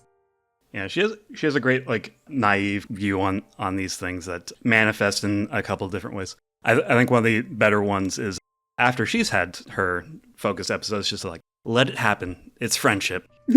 As some other people are having their own trauma, getting it all out. Also, her just delivery of, I hate it here. Right, all of her sardonic lines of, I hate it here, I'm so depressed I could die. Book ended with, I'm so happy I could die. She's really dramatic, which I like. She's a dramatic character played with the right level of humanity. Also, she is by far the youngest, but she, I think, acts the most mature, or thinks she does. She's taken a flight before. Which Yeah, like when they're in Singapore. Which, fun story. I knew what airline they flew just because of the way they animated the flight attendants' outfits. That's fun. That's really funny. They flew Singapore Airlines. Thank you very much. Jet? Yeah, but I don't really have too much more to add. I really like what Amelie brought to the table as Yuzuki. Looking at her thing, she probably is like the weakest of the four to me by default. That's just, that's the kind of nature of the beast with the character. I like her character a lot, but I think the other three just kind of have a little bit more going on. But I do think her whole story about not really knowing the whole friendship deal and kind of trying to figure out this relationship with her new friends is handled pretty well, and I thought that Amelie did a pretty good job handling that during her focus episode where she just really needs to have it written down and can't quite process the idea that no, there's that friendship isn't really something that can be that easily defined, and I thought that whole thing was pretty interesting. And then, like you guys were saying, just mostly a lot of her very sarcastic quips are just really good, just right amount of deadpan and every time, and it was really funny. It contrasts really well with her on-camera work voice. Oh yeah, when she turns it on. Oh yeah. There's a definite duality there that works. Her streamer voice, if you will. Yeah, but definitely very work mode on and off kind of deal. You know how, a lot of us have that, because I definitely have a work voice, or when I worked customer service, I had a customer service voice, so. Oh, yeah, I feel Let's put it like this. Everybody is putting on an act when they are streaming or physically presenting themselves in some way, shape, or form. So basically, a couple of us are doing that right now. Mm-hmm. If you don't, you become a hot mess, like Shirsei.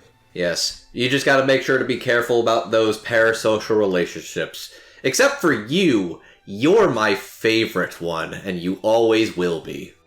As Andrew shares the Patreon names in the chat for reference. You motherfucker, I didn't even think of that. That's funny. For the bit, I should read them out now, but we will save that for the end. Oh, shut. That's my job. That's my job. Don't you dare take my fucking job. We're gonna have to cancel Andrew again. Oh... Not before we talk about my favorite character. Oh man, I love the Andrew is cancelled party. I think we're good to move on to talk about Hinata, who, it's really funny is that she was my favorite character the first couple times I watched the show, and then my favorite character has now become a different character. I think that Kaylee Mills probably wrote all the best lines for herself. You know... Wouldn't you? Absolutely, that's definitely gets the best lines. We love people getting to achieve their dream roles, especially when it's Kaylee openly saying, "This is my favorite anime of all time." a story spanning 4 years and 4 parts, where she mentions first watching it in 2018. A Place Further Than the Universe was the most beautiful anime of the season. I'm sobbing. And then in 2021, in response to a Crunchyroll article, this is how you know she's legit. Dub it, you cowards. Unprompted.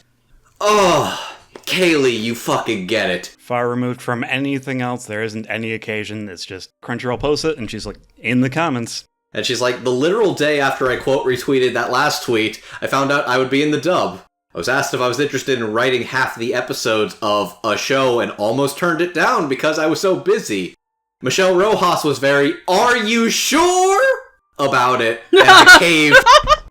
When she told me what the show was, I fucking flipped. You can't be breaking NDAs. However, we have other ways. Then getting to audition for and be my favorite character on top of that, unreal.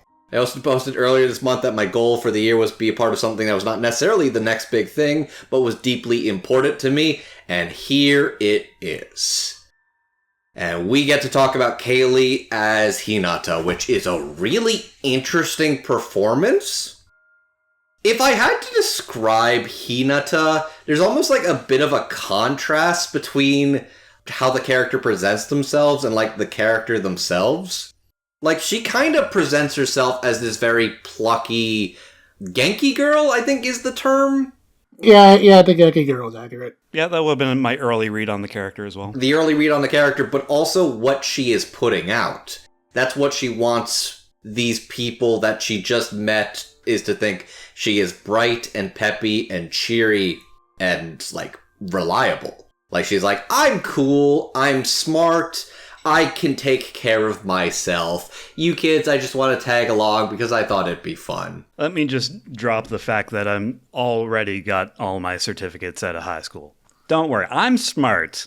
I'm clever. I've got nuggets of wisdom the size of your arm. I have my own idioms that I wrote myself. I am a genius. I am smart. Where's my fucking passport? I am so smart.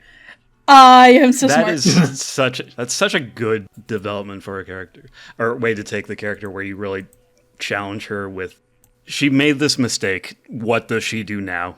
She ignores it. She hides it. She lies about it. She tries to solve it all on her own. So, if I had to describe the way she handles that, it's that scene from DBZ Abridged where Cell's like, it's fine, it doesn't bother me, it doesn't bother me, it bothers me a lot! I definitely relate to that. Probably more than I would admit. I have definitely been in that situation more than once. Oh, yeah, I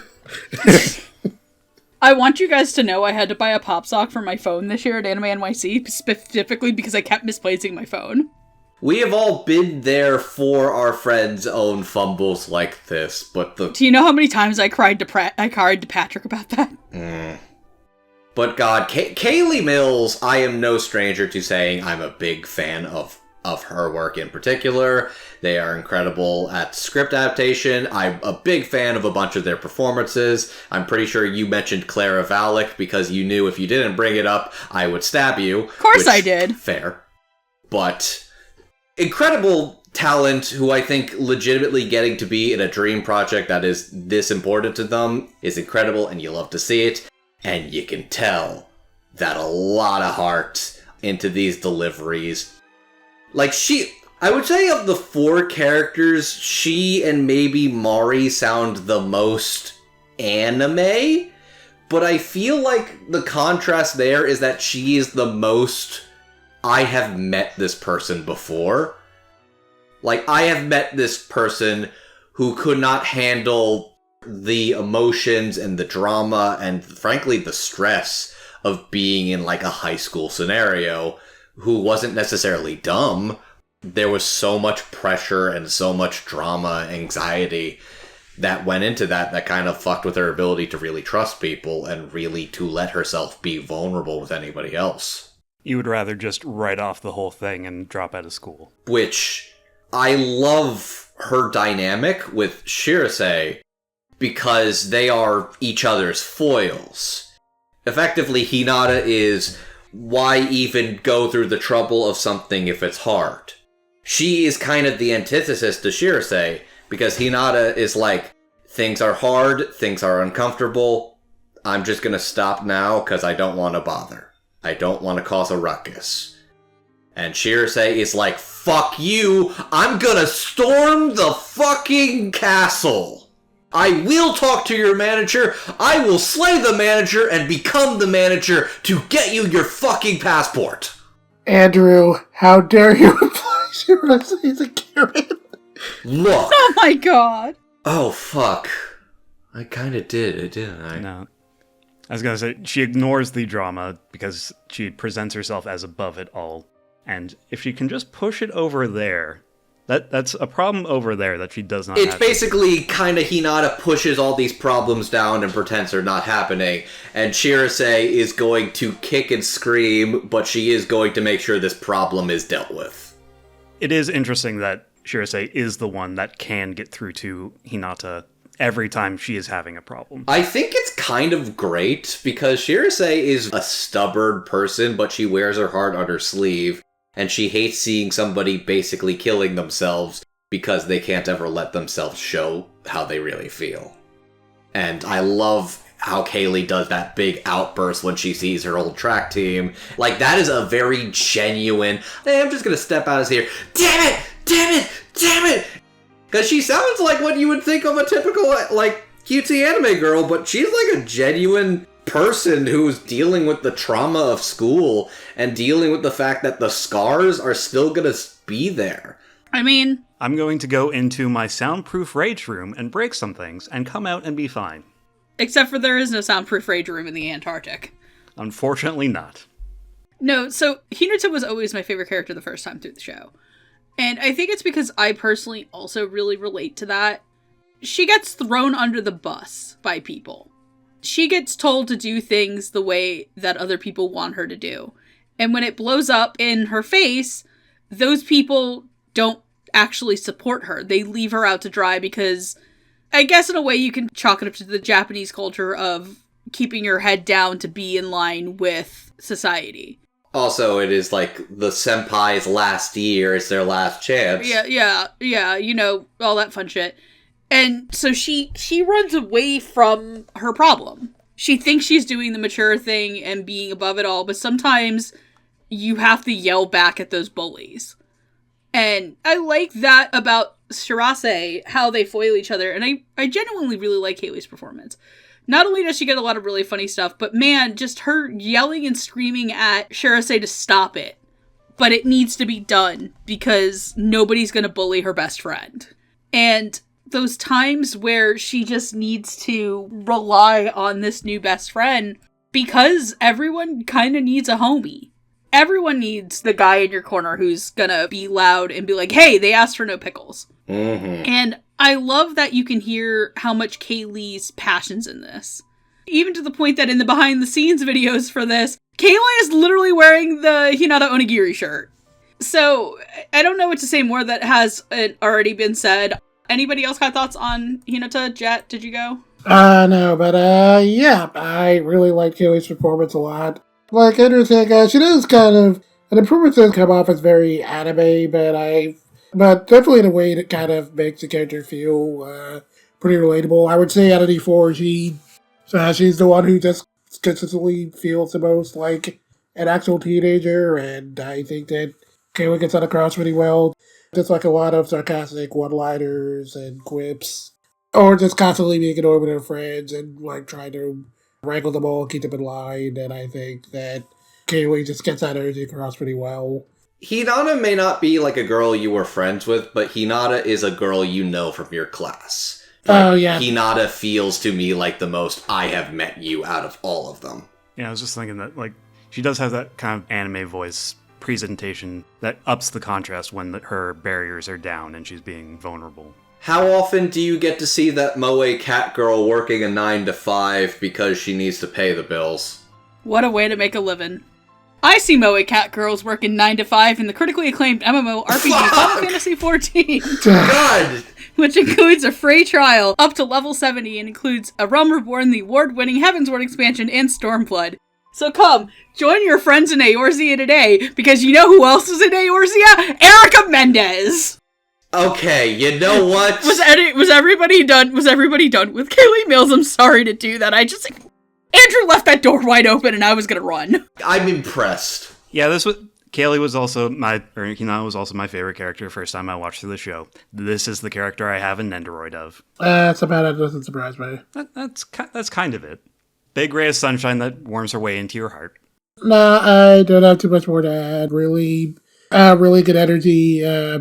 Thought she handled Hinata's solo episode really well. Just like the clear noise of like having to drug up all the stuff she very clearly does not want to deal with, and I thought that Kaylee got that across pretty well. Yeah, really well-rounded performance. Like, definitely not an unrecognizable Kaylee Mills performance, but like, I mean, I definitely heard her do these really energetic characters before, but not quite this. I guess down to earth in a sense. It's definitely interesting, and I just really like the performance a lot. Oh, also, just a quick shout out. You're right! Let us go faces together with the big dramatic music. Where are you going? Bathroom? Just as they're all basically just ready to puke their guts out. They are going into battle. The battle is on the toilet. IBS! I have fought wars that should never be remembered by history. So what you need to do is you need to screw in some handlebars, just so you can really give her. Just when you're fighting for your life, just go, ah!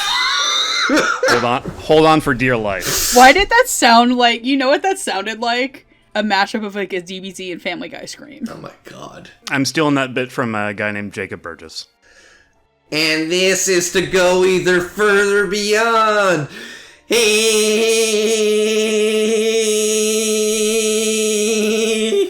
I just felt like every ounce of my body cringe into a singularity.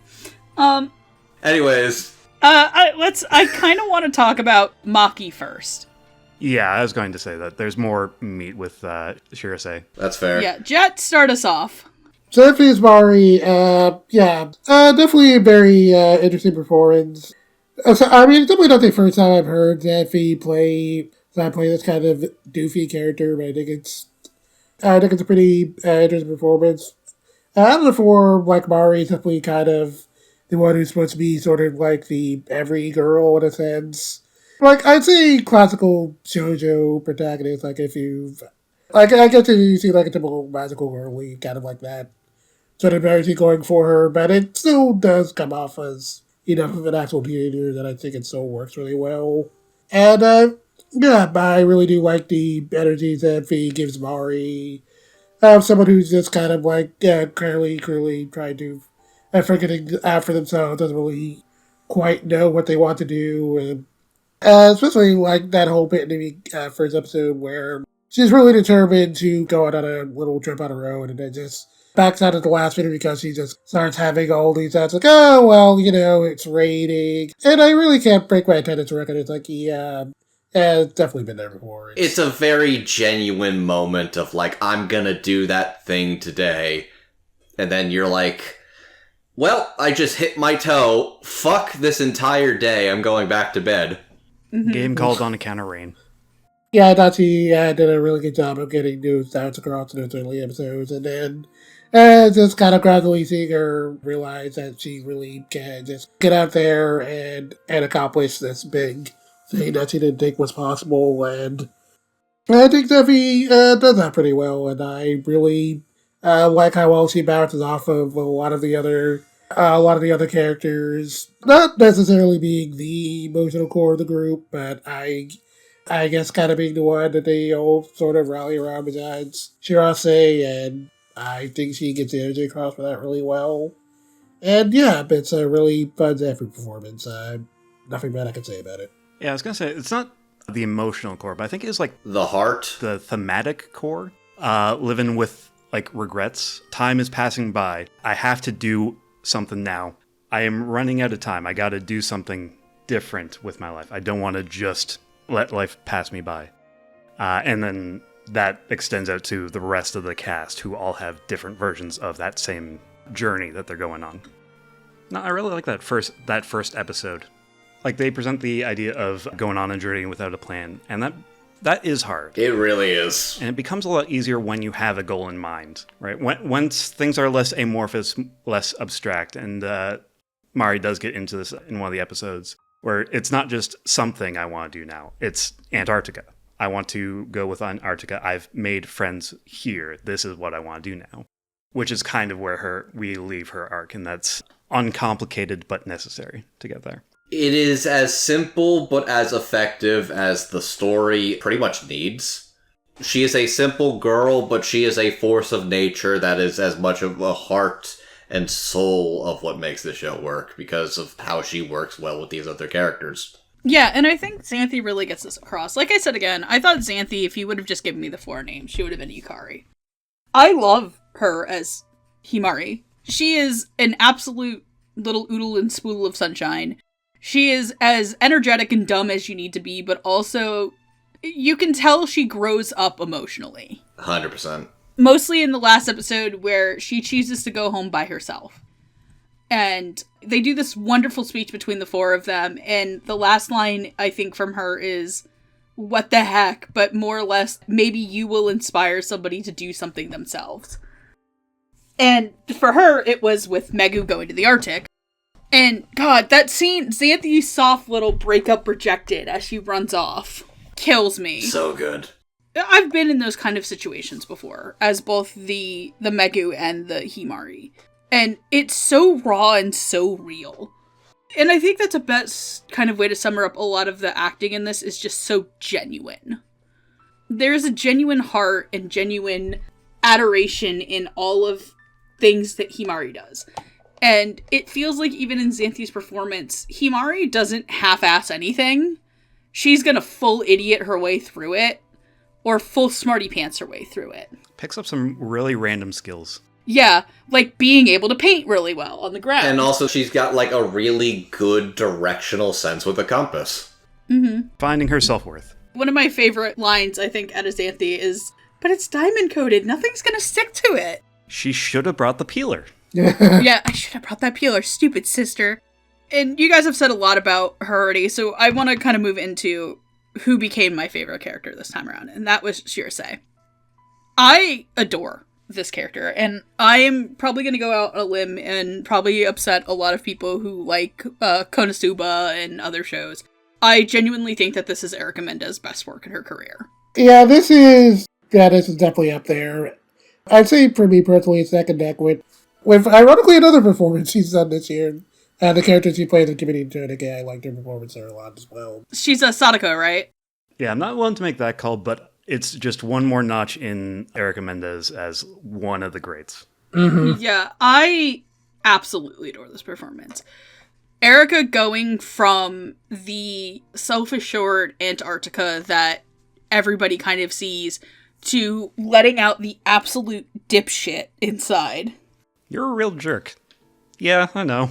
Shirase as a character is so interesting because she in herself is also an exploration of grief. And I think when a lot of people see characters who do grief, they associate it with sadness. They associate it with characters moping and maybe not being able to get up off the couch. And grief is a spectrum. And I like that on the spectrum, Shirase's, the way that they express Shirase's way of grieving is not only this bravado that she has, that she's going to tell everybody to go in your face, that she did it and she didn't need their help, but that is a mask for how she truly feels. In that when she gets to the places her mom has been, maybe it doesn't live up to what she's written, and that's because she's still grieving. That no matter what, her mom can describe all of these things to her, but there's no proof in a sense that it was ever there until they find the laptop. Those are some really pretty pictures. Yeah, there are pretty pictures and small little mementos, but there's not that connection, that physical, tangible thing that she can hold. Because, and this is a credit to the writing staff, is the way that she speaks about her mother. She doesn't really ever say that her mom is dead. She always is like, I'm going to find my mother, as if her body is still there. She is waiting for me. I need to go get her.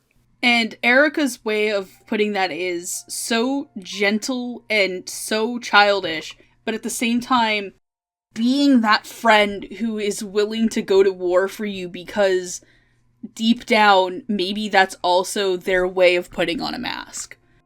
And I've been there. And I've been there as that person who the greatest revenge, in a sense, is living your life. But was Shirase ever really living up until she finds that laptop? Because she starts genuinely smiling after she finds it, after she gets that closure. And Erica's ability to go so high-key and so low-key at all of the same time is so good.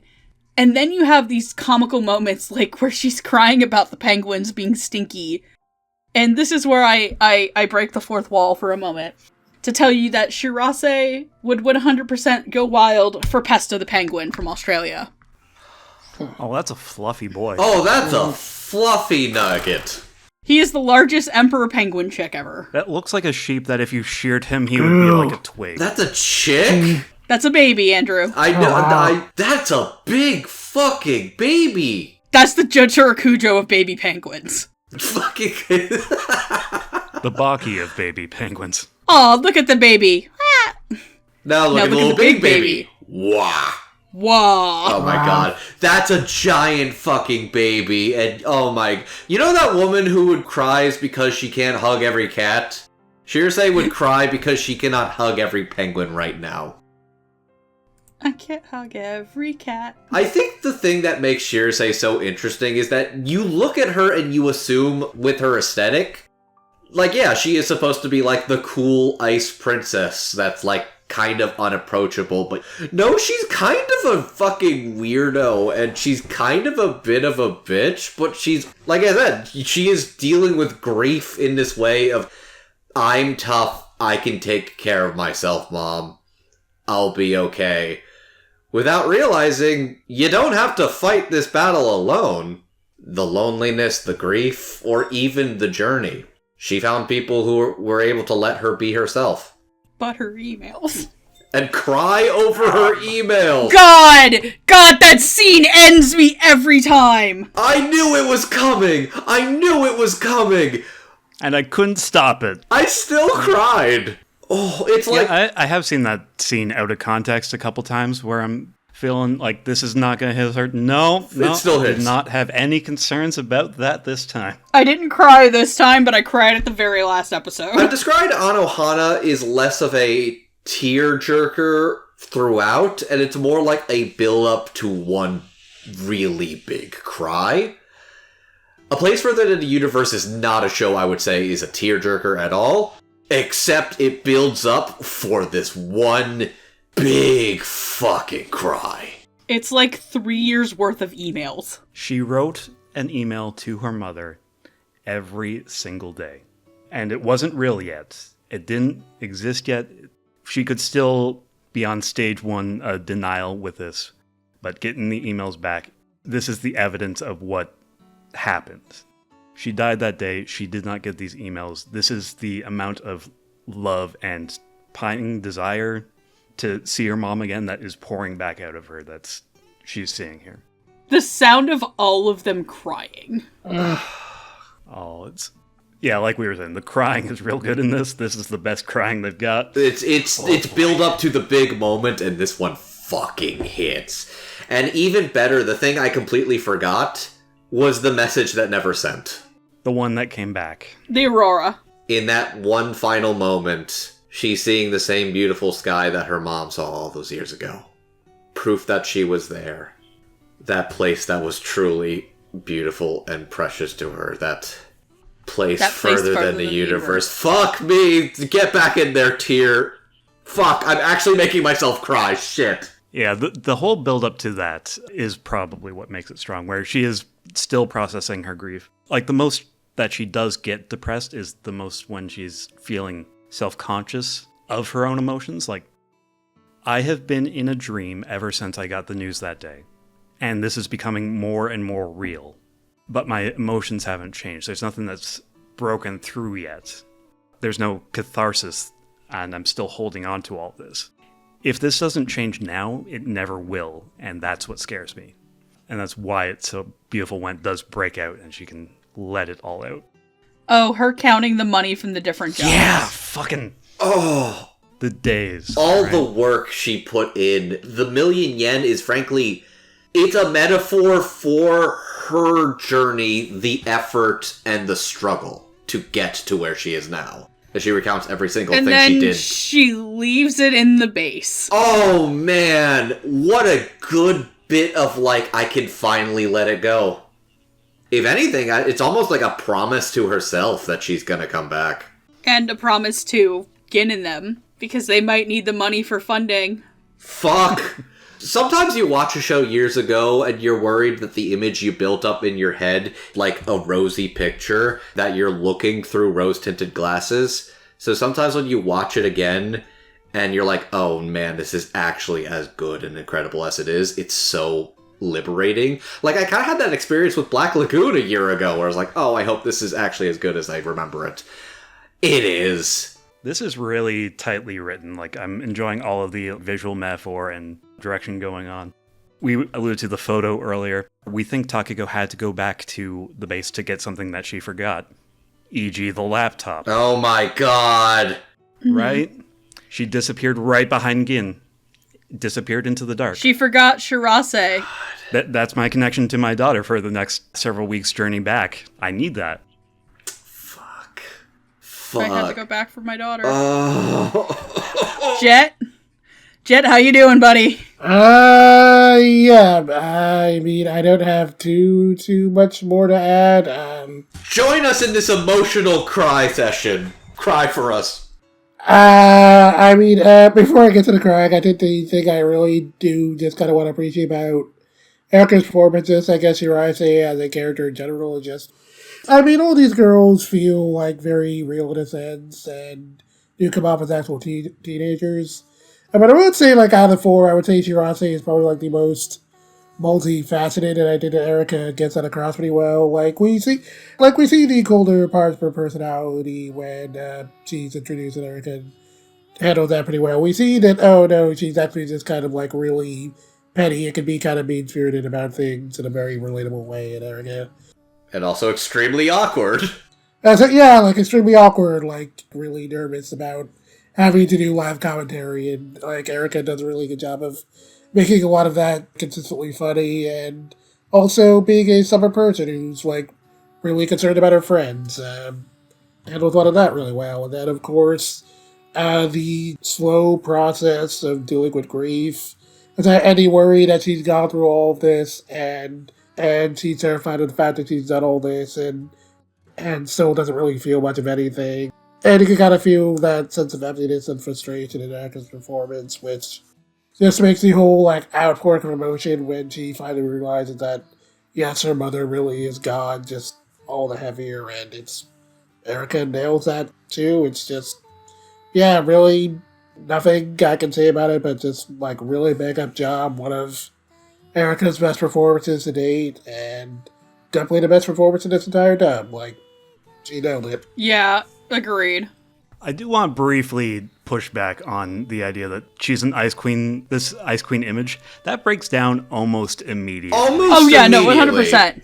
Yeah, that's what I said, like, first couple episodes, maybe. Like, she walks out of the stall after she was crying about losing the money because she's feeling stupid. And she sees the money presented back to her and breaks down crying. Like, thank you. No, she's really funny. It's such a great introduction. Like, the fact that, like, you assume she is this, and then they immediately, like, no, this is not what we're working with at all. They're looking for the girl that smells like shampoo. God. They're going around sniffing girls, and it works because she followed the scent. God. Also, Himari's just a dog. We're talking a lot about how much of emotional catharsis, like, a good cry is. You know what's also emotionally cathartic? Screaming at bullies. In your face! In your face. Oh, that scene is so good. I remember watching it and being like, she's gonna cry as soon as she steps on Antarctica. No! Literally fuck everybody that said I couldn't do it. Oh. I'm gonna get there and rub it in their faces, and then she did. And then she fucking did. And then she also took out those bullies on New Year's Eve. We stand a queen. Bless. Alright, let's get into final thoughts. Jet, you want to start us off? Yeah, Place for the Universe was a show I really liked a lot. I really liked a lot of its themes. Really liked the chemistry of the characters. It was just a really great journey all around, and really wanted this show to get a dub for a long, long time. So many years wondering why Crunchyroll wouldn't dub it. A journey 6 years in the making.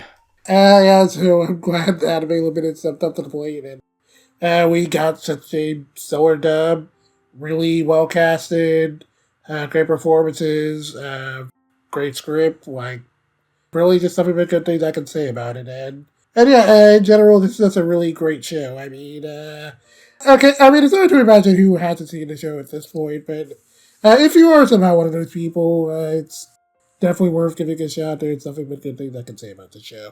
I would like to quote one Kaylee Mills, courtesy of the behind-the-scenes recording of the dub. Watch the show, or else it's a crime. Alright, Andrew, give us your final thoughts. Excellent, excellent, excellent. This was my most requested show I wanted to get an English dub for many years. To see it actually happen is surreal. Not only to see it happen, to be here with all of you wonderful people.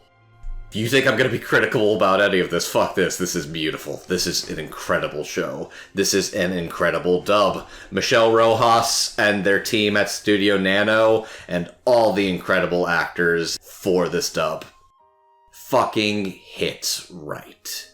This show is better than I remember. This dub is as good, if not better, than I could have hoped. I'm really, really fucking happy that I'm here talking about this today.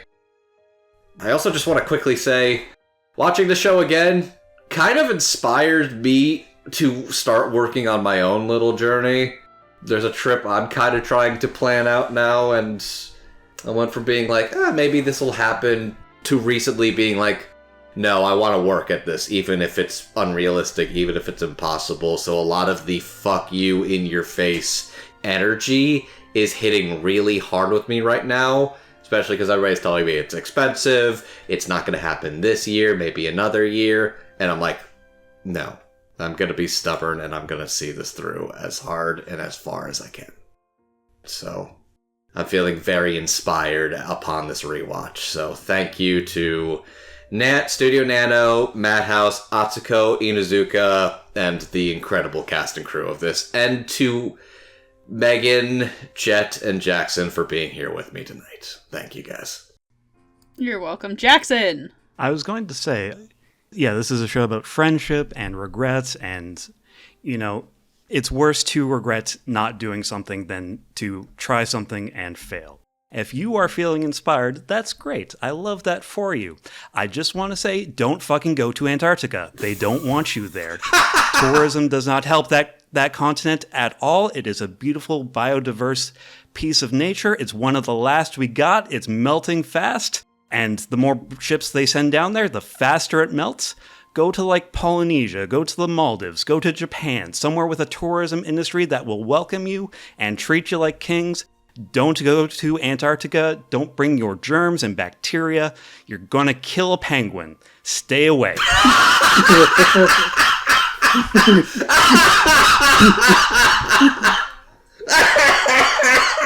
Hey, if you want to see pictures of that, Pomu Rainpuff made a travel vlog into a cover song of the ending of this show because she felt inspired. Live vicariously through someone else. It's fine.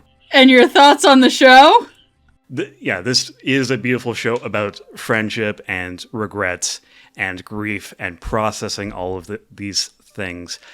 Having friends that you can goof off with and always A, have your back, and B, will rib you are beautiful and lovely, and it's beautiful friendship. The stuff that gets me the most emotional is the youth in motion stuff. I'm feeling inspired. I want to go do something.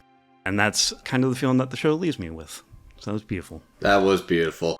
You said to live vicariously through Pomu Rainpuff? That's correct. You can't do that. She's dead and now haunting you. Nina and Pomu found each other in hell. Damn right. They're fighting out their days in hell. Damn right. Alright. I love this show. This is one of my favorite anime of all time. This ranks very highly up there with, like, Fruits Basket, One Name Actress, the first season of Tokyo Ghoul, which is kind of the odd one out there if you think about it. It's like, aw, look, emotional girl stuff. Also, holy shit, dude. That's a lot of blood. So, I was really happy that this got a dub, but God was I nervous about watching it, because there's always that anticipation of, I've waited a really long time for this, please don't suck. And granted, there was no chance of this really actually ever sucking, but you know that there's that level of, I've hyped myself up for this, please don't let me down. And thankfully this didn't. This was a highlight of my year. I'm very thankful that I finally got to do this episode with everybody. Granted that the last month of my life has kind of sucked massive balls. For those of you who don't know, we were supposed to record this earlier. And, yeah, I got hit by 2 hurricanes? Florida. Or I was striped by one hurricane and kind of hit by another one. If you would like to know, Milton has knocked out a lot of signs and trees in my area, and there is still damage on the ground, so that's fun. But I'm so glad that I got to watch this, and I genuinely binged this all in like a day. Like, I re-binged the show in a day, and it still is... It's like that old cheesy line, you're as beautiful as the day I left you. I love this show. I can't wait for Anime Limited to put it out on a cheaper release in the US than the nice LE that I have. Also, for the love of God, somehow get the streaming. It is a criminal offense that the stub is not streaming. Remember, kids, it is always morally right to bully Crunchyroll. Please bully them for things in a way that is constructive and that cannot be traced back to us and make us all look like psychos. It's okay to bully corporations, but also don't be a terrible person. The social media manager there can only do so much. If you need me to tell you what does being a terrible person mean, you're the problem. Yes. Remember, kids, do not do something that would get you put on an FBI watch list or What the Fuck is Wrong with You, as hosted by Nash and Tara. If you'd like to follow us, we are the Dub Talk Podcast. You can follow us on YouTube, the shambling corpse of Twitter, Blue Sky, at Dub Talk Podcast, Podbeam, Apple Podcast, wherever podcasts are done. For all you know, I could appear in your bedroom like Art the Clown, who has a body pillow, I learned today. Yeah, your boyfriend's a coward and didn't buy it. Yeah, I know. I just don't know where we put that in the house. I mean, like, I can't say anything weird like that because I have a large plushie of Hubert von Vestra from Fire Emblem Three Houses that sits on the top of my bookshelf and watches me sleep. Look, when there's a will, there's a way. That's what Ferdinand von Ayer said. Anyway, if you'd like to support us as a one-time thing, we have a Ko-fi, but if you'd like to support us on a regular, we do have a Patreon. With our $5 tier, Bright Eyes, 505, Crimson Echidna, Just J2, Quinoa Soup, Marissa Lenti, Michelle Travis, and my parents, who somehow put up with me recording in my house saying absolutely curse shit on a normal basis and wonder what the fuck I'm still living here for. Love you, Mom! Okay, she didn't call back. I can't say love you, Dad. He's currently at the Tampa Bay Lightning game tonight. He is currently at a hockey game right now. You can still love a family member even if they're a sports fan. It's fine. I love my father even if he's still a Mets fan. Coming to a Japanese website near you. Would you still love me if I was Shohei Ohtani?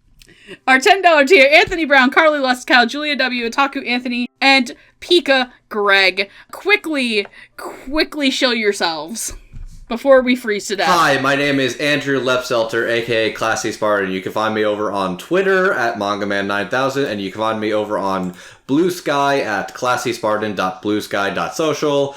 The foundation on there is already looking a lot stronger already. Holy shit, I'm actually enjoying posting there.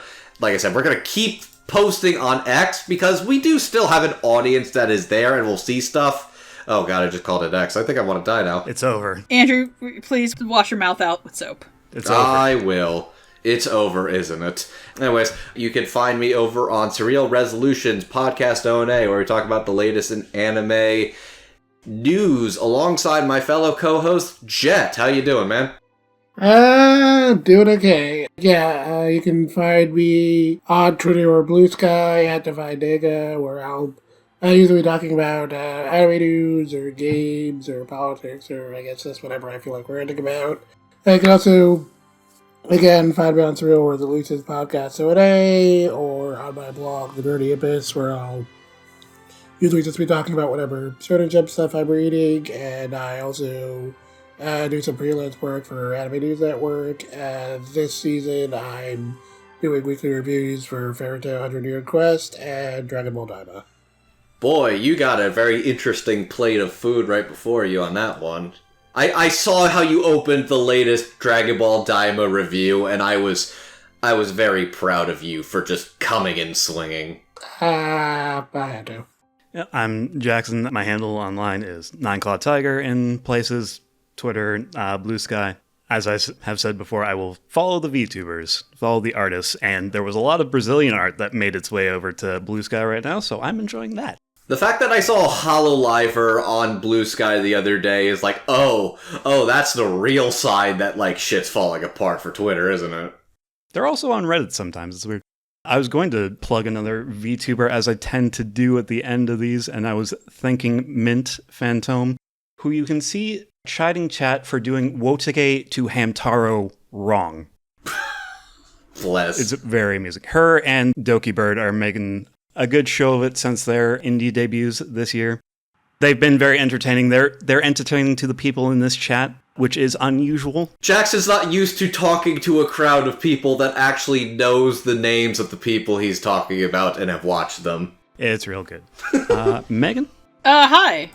As the host of this episode, you can follow me at the Shambling Corpse of Twitter, at Queenera2. I believe on Blue Sky I am just regular Queenera. I don't remember if I had to put the 2 there. Oh, you got the Prime handle. Yeah, I got the Prime handle. Queenera.bluesky.social. You should just see an icon that is a drawing of me by Chakola May, who is, they are a VA artist. They're very, very sweet. They're very, very nice. You should commission them. You should also commission me talking about people you should commission, because you can see me hanging out on some Discords. You can also see me running around as the 7-foot furry love of my life over on Len, who is my other half in Final Fantasy XIV. And if you ever want to know where, fun fact about me, where I get a lot of my drawings from, done of my characters, it is by an artist named Elusabel at bluesky.social. You should commission them. They do amazingly good work for good prices, and they will draw funny things for you. But that being said, thank you guys all for coming on this journey with me. I am so happy we finally got to do this. Now it's time to strap ourselves down, because we're going through Drake's Passage, and we're all about to get blended up like a protein shake. Oh please, that doesn't My sea look... legs are pretty good. I'm the son of a fisherman. Like, I would drive the boat most of the time. When the waves are a little rocky and we want to just get home fast and we got Char people with us, they'll tell me to go into the waves so it rocks the boat even more. We'll go out there in storms or whatever. Anyway, while Jackson great. goes on a rant. I should not keep you longer, you're true. These waves ain't shit. I'm sure it's gonna be just fun. And they're in a huge boat, there's no problem there. 53 degrees, that's nothing. I love how you're being a boat casual good night, right now. everybody. Say goodnight, everybody. Good night, everybody. Otaku Good night, on. everybody. And don't be afraid to take a journey, even if it's scary. Good night. And remember, kids, always stay 5 meters away from penguins, even if they don't want to stay 5 meters away from you. Fuck you, they're cuddly. I'd rather die.